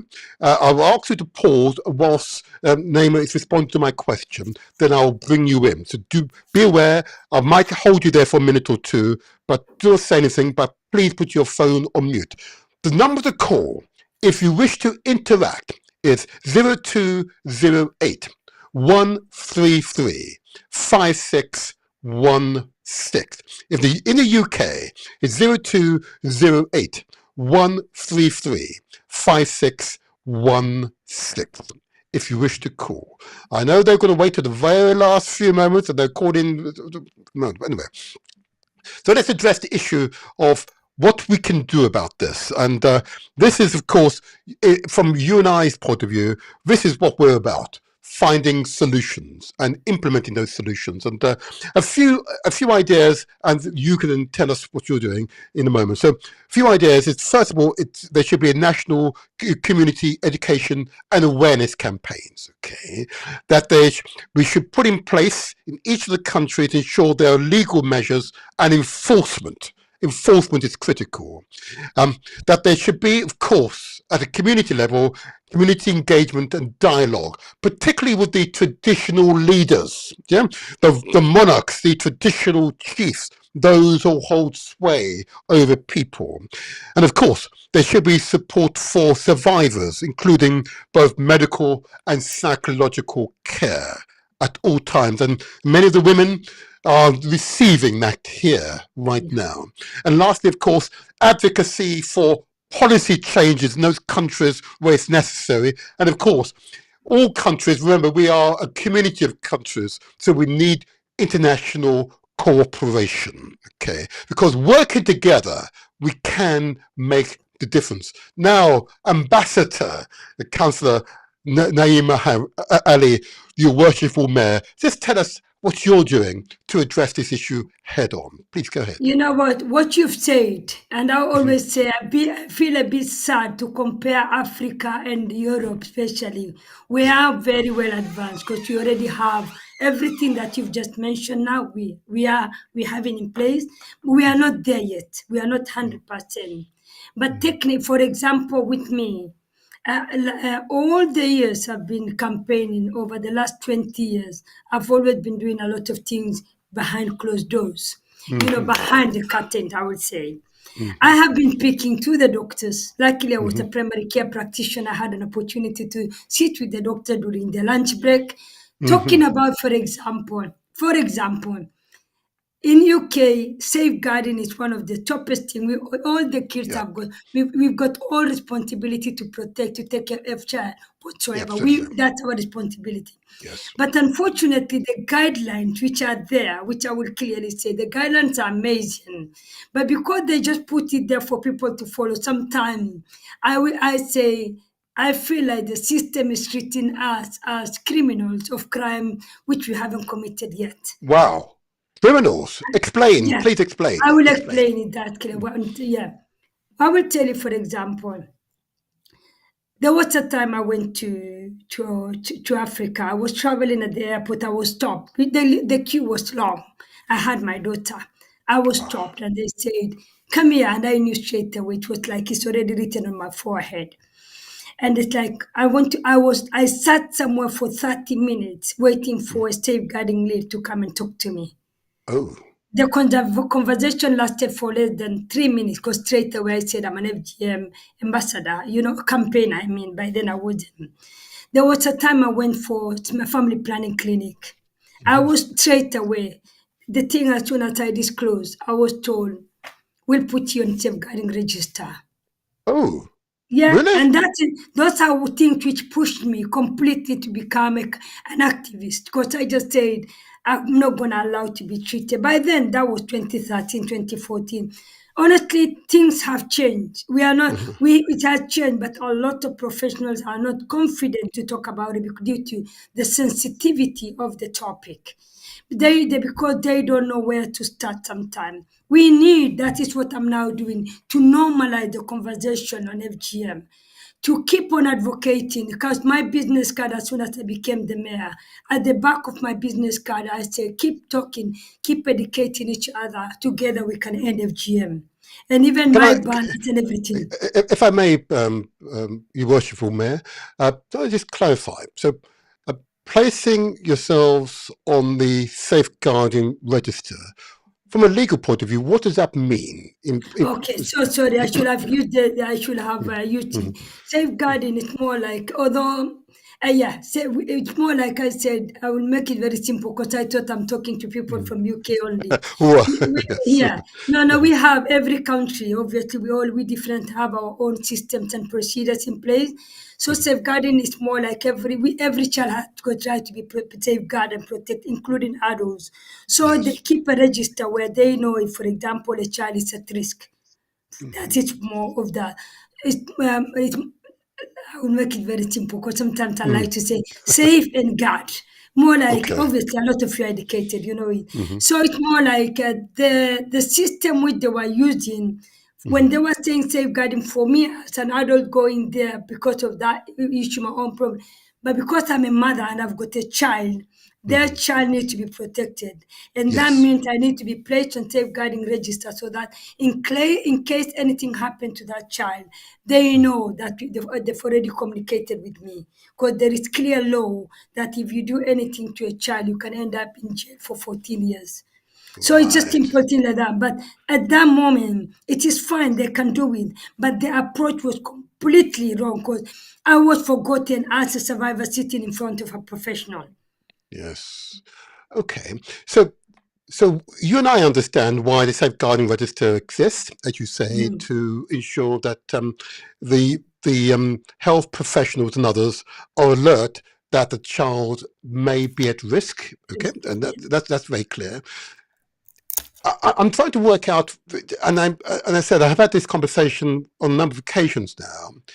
If not the safeguarding register, so a health professional is alerted that the child, the family before them, come from one of those countries and may come from one of those communities in those countries that practice FGM, isn't placing that family, the child, on the safeguarding register a reasonable step?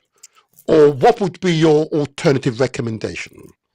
You know what? Sometimes, if you're working against the community, you're trying to make it. Why should we be discriminated? Why should we be put in one corner? You know, if it's an issue of addressing around women, it will be more. For example, I could have said the question should be for every woman, regardless. Okay. Remember, type 4. Type 4 is being practiced by a lot of Western women as well. And Hmm. remember, we have migrated to UK. A lot of people are now adapting to our cultures. There is intermarriages, there is that. It does not mean that it's only me who is coming from Africa or Somalia. It's at risk now. And because it's an issue, just to make these women feel safe and they're part of the community rather than isolating them or treating them differently, it could have been more worth to put that like a question where every woman would be asked with the guy. But to be honest, now that has changed. I'm talking about 2013. And I can't believe that if I go now to any clinic, that the kind of question I will ask. And these are the kind of things that we have pushed, we have tried to influence the change around how they put the question and the guidelines and everything. It is, like I said, it has changed. And these are the kind Again, of, yeah, sorry. if I may, I wonder, but can you say what change has now occurred to identify families or girls that are potentially likely to be taken out of the country and be subjected to this horrific experience? What is the correct procedure in your view, please? No, to be honest, when it comes to looking at those kind of community where we are coming from, obviously we are on top priority. Wherever we go, they will always keep an eye on us because that's why they Yes. say when you travel on holiday, for example, how long the schools are kind of like they need to be alert because we cannot let down any child. I would say. Okay. You understand? They need Yes. to do. They need to monitor. They need to keep. But the system which is there sometimes need to be changed in a way. So the questions are there. The community are being, I'm not going to say, sometimes I don't want to be very personal because based on my own personal experience, but because of my personal experience, I have pushed for that for the changes to be made, and it has in a way. But now we are getting more of us working together. For example, it's me who is, like a cancer survivor coming, talking about it, telling women to come out rather than saying these are the communities who are practicing. Yes, we know they're practicing. Even in Okay. terms of data, I will tell you, and that the data is never accurate. They're just counting based on our numbers of women who've migrated and lived in the Presented. country, Yes. the Yes. Yes. percentage in that. Okay. Right. So things we are not there yet, but at the end of the day, this is the kind of conversation. And thank you so much for inviting me and many others to kind of continue with this kind of conversation to normalize the conversation and that. Okay. All right. And if I may then, just to take what you've described forward, a woman who's going through the traumatic experience of having their bodies mutilated in this manner, where can they go here in South London? All right. There are many services which have been commissioned, like who are doing the work around FGM, providing information and advice. In every borough, there are services which are already there. I think there are many lists and that. But I will openly talk about SADC. Okay. And for example, one of the And clinics. forgive me, Madam Mayor. So just for the benefit of the audience who are both, Audience, yeah. Okay, so okay. Every part of London, for example, there is obviously there is NHS. If you go to any NHS, there they have proper guidance, referral pathway. If you go yes, to a GP, there is pathway. Any community services, they are kind of informed about the services that are available. But I will tell you, for example, in North London or South London, there's special clinic. In South London, there is a clinic in Croydon Mayhem Hospital, and they do more defibrillation and stitching, I will say. But sorry, in I didn't catch that. What does that mean? I didn't catch what you the mean. defibrillation, like I say, I'm using very simple terms, Okay. and Okay. teaching. So when Oh you go there, wow. for example, Oh. you're a girl or a woman who've never had any intimacy, and you are very worried that this can cause trauma, because that is where the psychosexual trauma start from. When you just with that, but going to those clinics, you will have that an opportunity to be unstitched, just to give it you more enough passage or hold on that for that. Mm. Yeah. Interesting. I know that I've had some correspondence with officials here in Southwark, which is a borough in South London. Okay, that it's possible that one of our major teaching hospitals may have these facilities available. And I believe Guy St Thomas may well have such a facility, as I understand it. So you mentioned Croydon. Let's go back to Croydon, and you mentioned the type 3. Okay, that is the stitching. So in fact, what about the mental health of women? How are women's mental health being supported? In that clinic, they they provide holistic approach, whatever they kind of like do information and advice, and also they have a counselor, who can kind of support them. Right. But to my understanding, the women need more social intervention, and Yes. mainly psychosexual therapy. That's one word that I would say, and that is what we are now fighting for. especially for us to have in every place where women can go and talk openly about FGM, get support, and they can have that. And teaching, for example, the infibulation, they can have a therapist who can kind of support them in terms of understanding the because at the end of the day, and I really want to make it more, being an FGM survivor does not mean that your feelings are completely gone. It's just obviously the most sensitive bit of the genitalia is gone, and some are not. But that does not mean that you cannot feel that pleasure. But we need to give these women the opportunity where they can kind of like reclaim or just understand. But they cannot do alone again, because when it comes to, for example, intimacy, it's a two-way traffic. A man Yes, is yes, there. And then yes. without a man, there is no way that that therapy can also be working in that.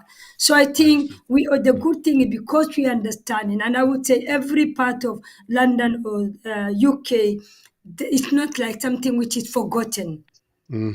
Even Yes, yesterday, okay. one of the chair for women, senior person spoke about FGM. That means this discussion is happening. And right now, where I'm saying, I don't want to be, I'm so obsessed with SADC, obviously. We will Right. be leading. And I would say, to be honest, we have got the highest FGM preference across UK. And I Say think that it is again. the, Hold on a moment. Slow down yeah, again. You said much too quickly. yeah. Southwark has what? Say again, please. The highest FGM preference across the whole of UK. Wow, the highest concentrations here in Southwark. Yeah, Yeah, yeah, I believe you're correct. My yeah. experience in the past few days, I was astonished the number of women, both in our ward, let me say, and Yeah, across the borough, that's Southwark, who come from one of the countries I've mentioned, okay, but have personal testimonies, okay, mm, and they are currently going through both physical trauma and most certainly psychological, mental trauma as well right now, which is why I was so moved by those accounts, and I felt privileged. I felt privileged that they felt able to share that information with me. I, of course, will maintain their confidence. I will maintain their confidence, but I respect them. And thank you for sharing us. We have the highest concentration of women who are FGM survivors in the country here in Southwark, and we are yeah. honoured to have you as our mayor. We are Yeah. honoured. Please continue. Please continue. Yeah, I will say, for example, what I have done since I became the mayor. The first thing, obviously, I nominated a charity that worked with FGM, mainly Mm-hmm, in Africa. And mm-hmm, when we're talking about that preference or concentration, these are women like me who have migrated to Southwark and added mm-hmm, on to that number. The mm-hmm. root of the problem or the root of the issue is Africa, because all a majority of us have majority, I would say. And Mm-hmm. I think it is our responsibility now to work with everyone to Mm-hmm. stop the FGM happening in Africa. The fact that Yes. we've got amazing law that protect us, and the chances is there, but it's very minimal compared to Africa. Right now, as we are speaking, a girl is undergoing FGM right now. And that Mm, is why with my kind of like, what I can do is support action aid to make sure like I'm more like I will support them throughout the year. And I had an opportunity to go to Kenya, speak to the survivors and the ambassadors. And then I have also initiated seminars on FGM over the next 6 months. I've done already two. And that is more talking about my own lived experience. It's very mm-hmm, powerful from childhood, what happened, and up to adulthood. So people have found that amazing kind of educational as well. The fact that majority of the training that are provided, the images can be very, very horrific. And when they mm-hmm. see it, sometimes they become very touched, emotional. Yes. And Yes. then the Yes. professionals at that moment, because it's so painful, they will say, actually, I need to protect the child. And Mm-hmm. they end up forgetting the survivors. And then we end up Yes. not working together. So I'm Yes. trying to make sure that we all work together. The survivors will feel like, no, actually, we are not alienated the way we think. Maybe the system is making up. They're trying to help the next generation as well as to help us. But unless we speak up, nothing can happen. So that is something that I have done, and I'm working closely with an organization that is. We will be obviously. I'm the founder of the organization, and I will clearly say it. When you believe in something, when you have to say it in aloud that this is what I want to do. Don't shy off. But this organization, because I founded, we are in a process where we want to create a space for women to come together, do swimming classes, holistic everything that they can get, a space that they can come and talk, the massage, IT training, because people cannot just come and start a conversation on FGM. We want to bring them together where they can have that space and then Yes. build trust first, get to know everyone, and then they can Yes. start engaging in that conversation. From that, the services will definitely, that is how we start. The fact that, and I'm so grateful, I don't want to say Sadaka, like I said, but Okay. because I'm working with the decision makers, my bara are so amazing. The cabinet members, the officers, everyone are on board. And they're all listening to me. We are all listening to each other. And that is Yes. why I know and I'm so proud and I'm sure that Sadak will definitely be leading by so much the fact that we have everything. And the final bit that I'm also you need to be looking out is I'm initiating a very big, hopefully international conference. Not everybody will be able. It will be a hybrid one. We will be doing it in Sadak. Yes. I will be inviting a lot of very expert in kind of, we are all expert anyway, and then I will allow everybody to join whatsoever because this is the only way we can do it together. So within my capacity, my ability. It's only 6 months since I've been the mayor, and I know I can say I'm so proud of the little that I've achieved. You've achieved a great deal. Don't say a little. Oh, she's so modest. I just want to, if I may, as regards to Southwark, we know Southwark quite well. Yeah. Only a year or two ago, Southwark commissioned the Female Genital Mutilation Joint Strategy Needs Assessment Report. It was produced in April 2023, and in that report, it sets out a series of recommendations. And I've had the opportunity to have some interaction with the public health director here, and I'm told that the majority of the recommendations have been implemented. What I think we might have to do, as we've not had the opportunity to speak directly to the public health director, to give a public account of the outcomes of the summary recommendations contained in that report. We may have to do it one more time, because what we will therefore have are public authorities, such as Southwark and others, who are responding to the community concerns about FGM and have put in place those legal and ethical strategies to address the issue so that we can mitigate its prevalence within our communities, reduce its prevalence in our communities. So we will have that opportunity again. But I'm not going to let you go until you talk about the series of seminars that you are hosting, and I believe the next one will be on the 12th of December. Just tell us about those seminars, please. The seminars, sometimes, and I love when I say, when you have the lived experience, you are the expert. I'm not expert in anything. Obviously, this is something that I can say openly. I can stand and talk about it. And I own it. So what I have decided, because being the mayor, obviously many people would love kind of like to listen and like, did it happen to you? Because they think you're in that kind of position. Come on, we're human beings. No one is immune to any problem or anything. That's right. It had happened to me, and if I shy off and I don't talk about it, a lot of people will think like they will never. And then this is just to motivate women to say, actually, it has done against my wishes. If I had the power at that moment, and if I may, and if I may, Madam Mayor, and the title of the seminars is "Let's Break the Silence on FGM." Her voice matters. Powerful. Continue, please. Continue. Tell us more about what will happen in the seminars. So in the seminar, it's like 1 hour and a half or 2 hours. So it's more me talking about my own lived experience and all that. Then we've got a social worker, obviously, because of safeguard and all that. And then we've got a clinician, a midwife, who talks more about the gaps and what they do and all that kind of thing. So we try to cover where we educating the professionals, at the same time, me talking about my lived experience, helping the professional to understand from a survivor's point of view also, rather than just reading from books. And then also moving people from that mandatory training. You know, we are all having mandatory training. To me, becoming more like a ticker box. I've done it because your boss, your employer wants you to do the training. But when they hear, they can take that properly and it can really touch. And I got amazing feedback because even for people that I've spoken to about 10 years ago about it, they still remember, they still hear my voice because they've been telling me like it is so powerful when you hear from the survivor.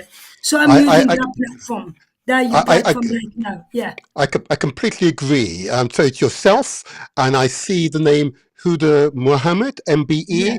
She's an FGM specialist and lead midwife and chief midwifery officer, and a gold award winner will be a main speaker. And alongside her with you is Aminata Bar, a child and family social worker, a senior ambassador, FGM European Network.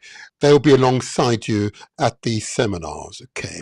Now then, what I've got to do, if I may, I'm going to put on the screen, if I can do it now for Can the I add on audience. to something? Of course, of course. Yes. Aminata, she comes from that organization that now is based in Sadak Ah, and Shakul Duma. And that is aha. where now she will be based.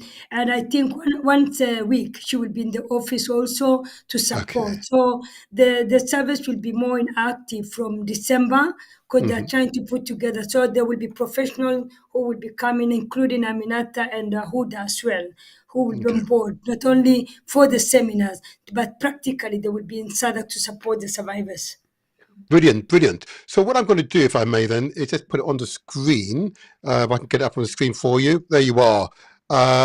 Here we go. So you're the founder of Unshackle Duma, if that's Yeah, pronounced it correctly. yeah, Okay. yeah, yeah, Um, Duma, yeah. and those of you who want to make contact with Madam Mayor, it's the Unshackled Duma 2 at gmail.com. That's correct, I believe. Yep. Yeah, yeah, Okay. And you might, well, just say again, just for the benefit of the audience, Unshackled Duma is a Southwark-based organisation which empowers women and girls, particularly from BME, Black, Asian and minority ethnic communities and Muslim communities. The organisation focuses on promoting self-empowerment, autonomy and advocacy with a strong emphasis on combating female genital mutilation, FGM. It raises awareness about FGM harmful effects, supports survivors and works toward eradicating the practice. Well done you. Well done you. Well done you. Well done you. So that's how you can contact Councillor Naima Ali, a worshipful Mayor of Southwark and FGM ambassador, unshackled Duma 2 at gmail.com. I put that on the screen. Now, I notice the phone line is still open, okay, and I've almost run out of time. But anyway, and it's interesting. It's interesting. I've opened the lines this time, and they haven't taken up the advantage. But I've got a message here from an organisation, and I'm trying to encourage them to ring in. But anyway, it's okay. And Heroes Plus International, and they're based in Nigeria. And what they're describing here to me is that they provide advocacy support for women who've experienced FGM and indeed are using their network to influence the traditional leaders, those who reinforce these practices amongst the people based in Nigeria. So I did want to give a big shout out to Heroes Plus International. Well done you. Well done you. And be interested to hear from other countries across Africa, the Caribbean, indeed, or other places for whom this is an issue to which you have taken up advocacy. Well done. Well done. Okay. Our time is almost closed. What would be your closing message to the people? My closing message is we need to do everything together. We Yes. will be stronger together. Yes. And I will clearly say our tradition, our culture are there, but you don't have to go because I don't want to live with the way my great grandparents lived. In some ways, there's some beautiful things that obviously I've inherited from my great grandparent, but there are some things which I don't agree with. And I will just say it is our time to come together and challenge any practices which put women down. We should stand together. When we say we women, I'm not a feminist. I might be a feminist, but people need to understand that feminism does not mean that we can do everything and we want to conquer the world alone. We Mm-hmm. need men as allies. I am a strong supporter of men. But at the end Thank of you. the day, we need men to come on board. We Yes. need men to do not allow your woman to kind of like horrible practice thing to be done on them for your Mm-hmm. sake. You Mm-hmm. can just say this intimacy. It's a it's, God just created us to have that kind of like pleasure Mm-hmm. and that. Why should Yes. you put a woman so low that you Mm-hmm. want to control her even on something that she's been given? So I think it's us coming together and speak up for women. Let's not allow our women to die. Let's stop that even right now. Check out on your neighbors. Try, and I don't want people to see us as informers. Let them Mm-hmm. see us people who are there to speak up for them. That's right. Well said. Well said.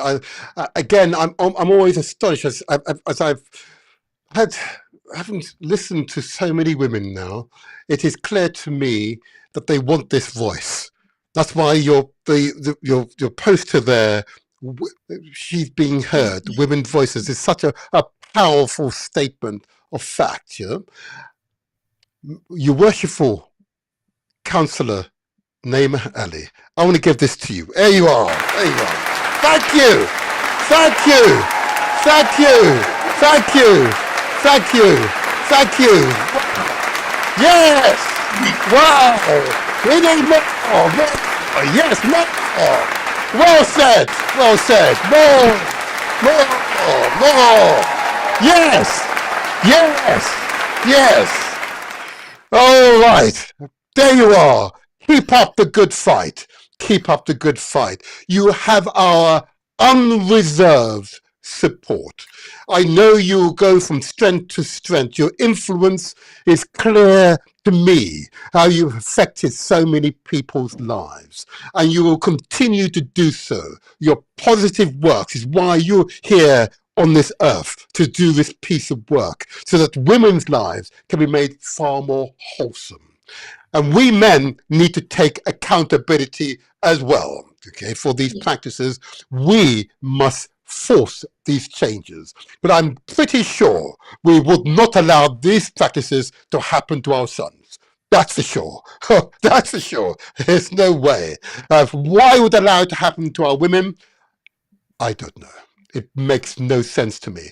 Together, we can change the world. Together. Your worshipful Mayor of Southwark, Councillor Naima Ali. Thank you for being an inspirational guest.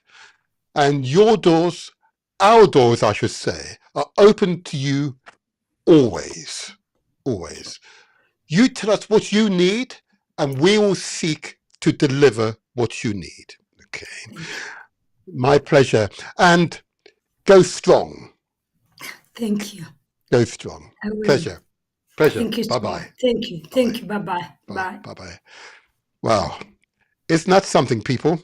Isn't that something? Isn't that something? And what it does remind us all, is what is possible where there's clear conviction, clear belief, what is possible. A remarkable human being, an ordinary person engaged in extraordinary work. And those of you that shy to call in on this occasion, okay, on this occasion, I get it. I understand the sensitivities. We need to create the environment in which you're able to express yourself. I get it. I get it. I get it. But we must speak to this subject because of its profound impact it has on far too many women's lives. Women who we love, we adore, we want to protect, we want to provide as men. And we should do so by stamping out this mutilation of their genitals. We must stamp it out. We must stamp it out. Now, those of you in favour want to articulate a rationale for this practice, despite all the evidence of the negatives it causes women's lives, I'd love to hear from you. We will not shout you down. We will not berate you. We simply want to listen and understand in the face of the overwhelming evidence of the physical harm, the psychological, mental harm we allow these women to go through, why you would support this practice.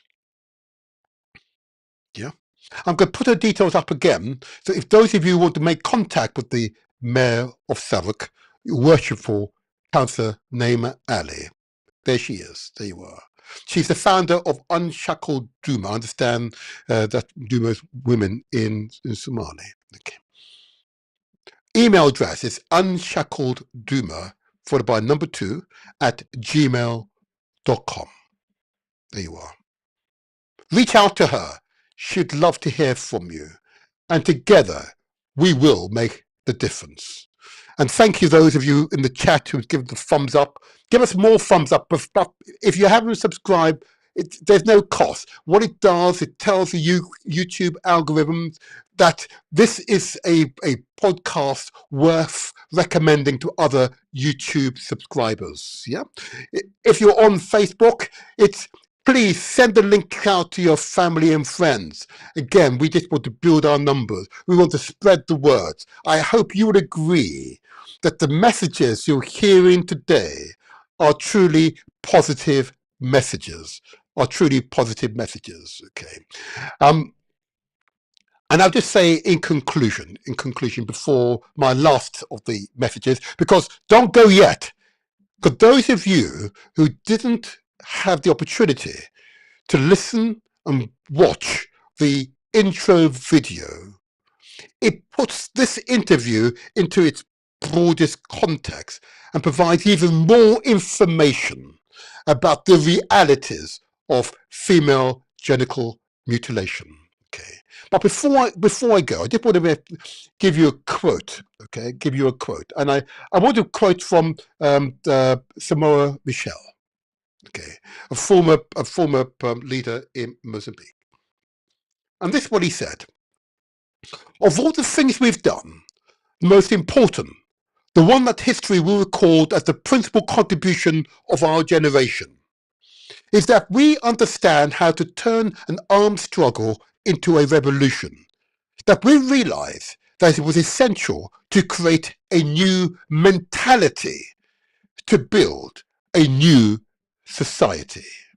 Yeah, a new mentality to build a new society, an inclusive society in which we all benefit from. Oh yeah.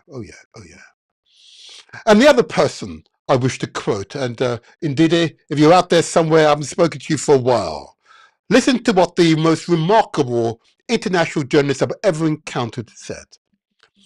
"Given the state of Nigeria, indeed Africa, I think people haven't yet made the mental link that they are responsible for the kind of existence they hand over to their children." Ndidi Iwechu.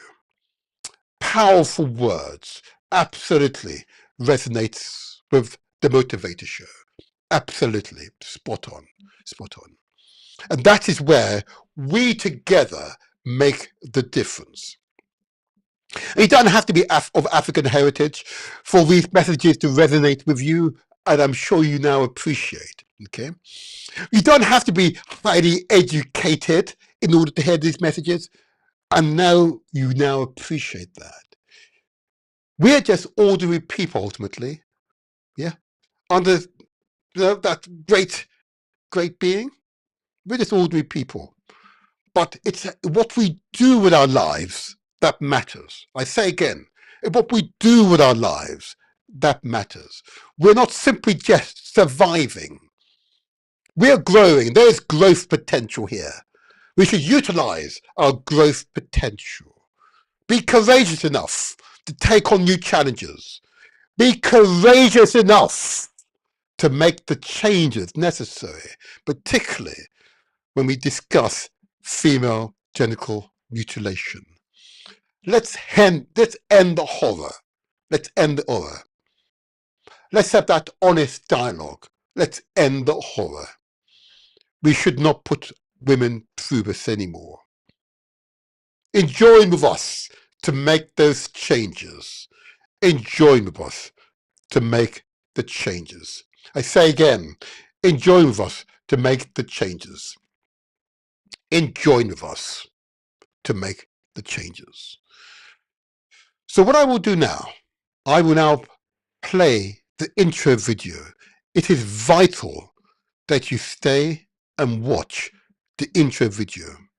It is emotionally engaging. It is emotionally engaging, but it is absolutely necessary for the messages we're communicating today to resonate with you, for those messages to permeate your consciousness so you can articulate, advocate for change in your family, in your villages, in your towns, in your cities, indeed, in your nation states.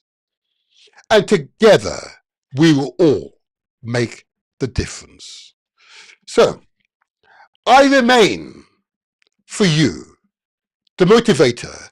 This is where we translate our words into action, and where success is ours for the taking. Oh yeah! The Motivator Show. The internet's most inspirational podcast. Every Saturday morning from 8 to 10 a.m.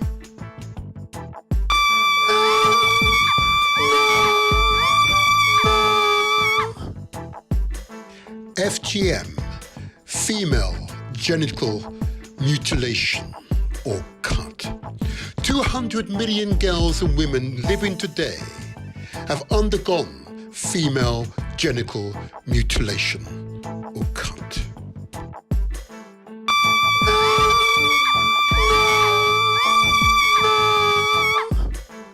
FGM, female genital mutilation or cut. There are no known health benefits. FGM is a global pandemic which is practiced in Africa, Asia, and Latin America. In fact, it is practiced in at least 30 countries across 3 continents. FGM continues to thrive due to various factors ranging from gender inequalities, ignorance, and deeply held cultural beliefs and attitudes. Statistics compiled by the World Health Organization shows that more men and women are rejecting this practice. Unfortunately, amidst this voice for change is a cultural and societal pressure to sustain the tradition. In many countries, while the practice of FGM is illegal, it is still practiced in the shadows. Family members, including mothers and fathers, force the girl, child, or adult to undergo the procedure so it has to be accepted as clean and ready for marriage.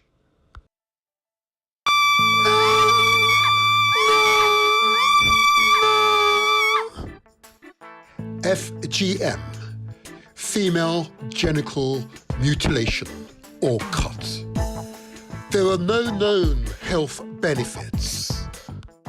FGM in Africa and Asia is often rooted in cultural, religious, and social beliefs.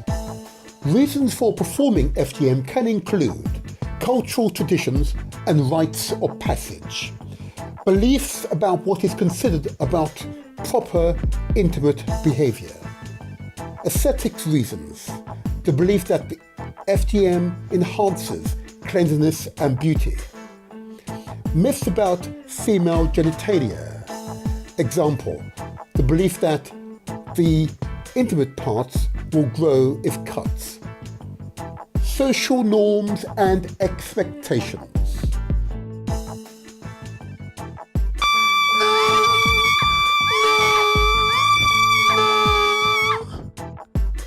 FGM, female genital mutilation or cut. There are no known health benefits. Female genital mutilation or cut, FGM, is classified into 4 types. Type 1 is referred to as clitoridectomy, which is a partial removal of intimate parts. Type 2, excision, which is the total removal of most intimate parts. Type 3, infibulation, that is the narrowing of the intimate parts. And type 4 is the most harmful procedure to a woman, and this can include a range of harmful, painful procedures.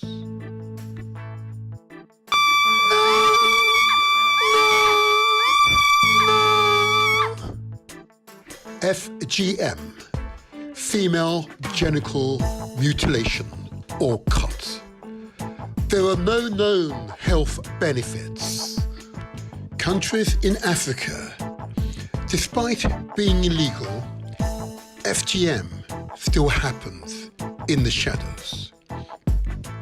Benin, Burkina Faso, Cameroon, Central African Republic, Chad, Cote d'Ivoire, Djibouti, Egypt, Eritrea, Ethiopia, Gambia, Ghana, Guinea, Guinea-Bissau, Kenya, Liberia, Mali, Mauritania, Niger, Nigeria, Senegal, Sierra Leone, Somalia, Sudan, Tanzania, Togo, Uganda, Niger, Nigeria, Senegal, Sierra Leone, Somalia, Sudan, Tanzania, Togo, Uganda.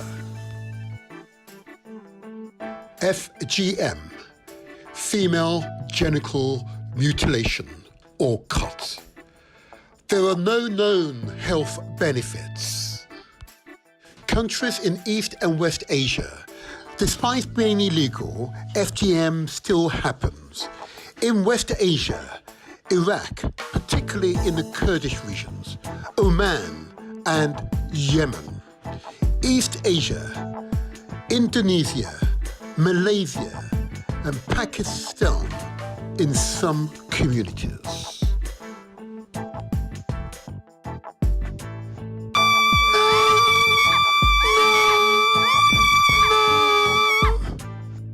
FGM, female genital mutilation or cut. There are no known health benefits. The physical health consequences, despite being illegal, FGM still happens in the shadows. Those health consequences can include severe pain, toxic shock, hemorrhaging or bleeding, tetanus or sepsis, urine retention, open sores in the genital regions, injury to nearby genital tissues, recurrent bladder and urinary tract cyst, infertility, an increased risk of childbirth complications and new birth death, the need for later surgery.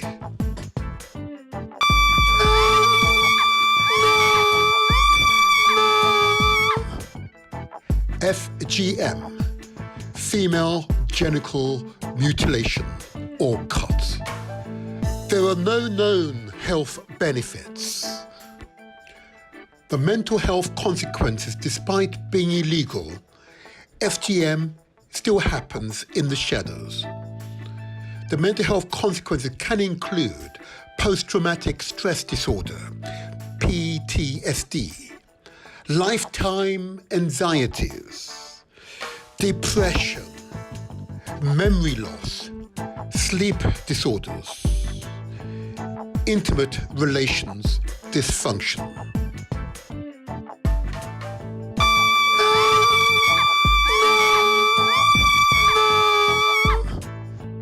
FGM, female genital mutilation or cut. There are no known health benefits. The practice is rooted in gender inequalities, attempt to control female sexuality, religious beliefs and ideas about purity, modesty, and beauty. It is usually initiated and carried out by women who see it as a source of honor and who fear that failing to have their daughters and granddaughters cut will expose the girls to social exclusion.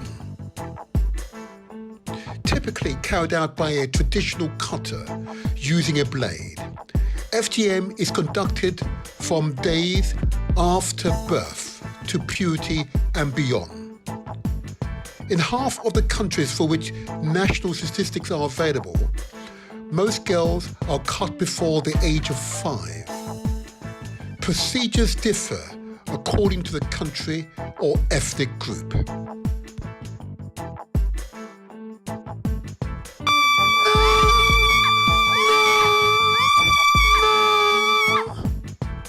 FGM, female genital mutilation or cut. There are no known health benefits. FGM, legal and ethical considerations. FGM is recognized internationally as a violation of the human rights of girls and women. It reflects deep-rooted inequalities between the sexes and constitutes an extreme form of discrimination against women. Many countries have laws against FGM, and international organizations, including the United Nations, have called for its elimination, prevention, and eradication. Efforts to eradicate FGM have involved national community education and awareness campaigns, legal measures and enforcement, community engagement and dialogue, support for survivors, including medical and psychological care, advocacy for policy changes and international cooperation. Working together, we can make the difference.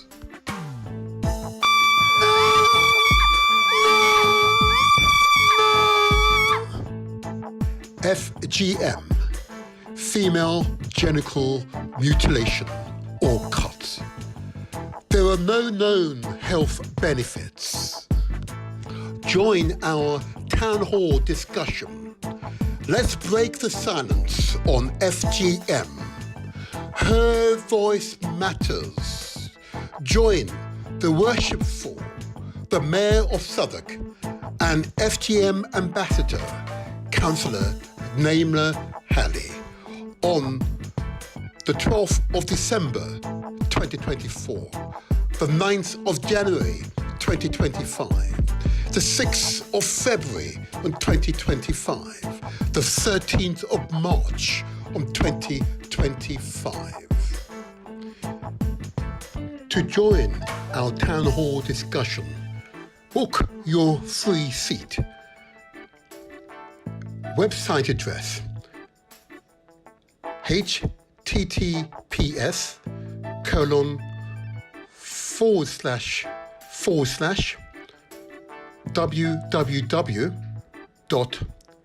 eventbrite.co.uk/e/FGM-awareness-seminar-tickets-102 8220 223367 to book your free seat. The Motivator Show. Success is ours for the taking.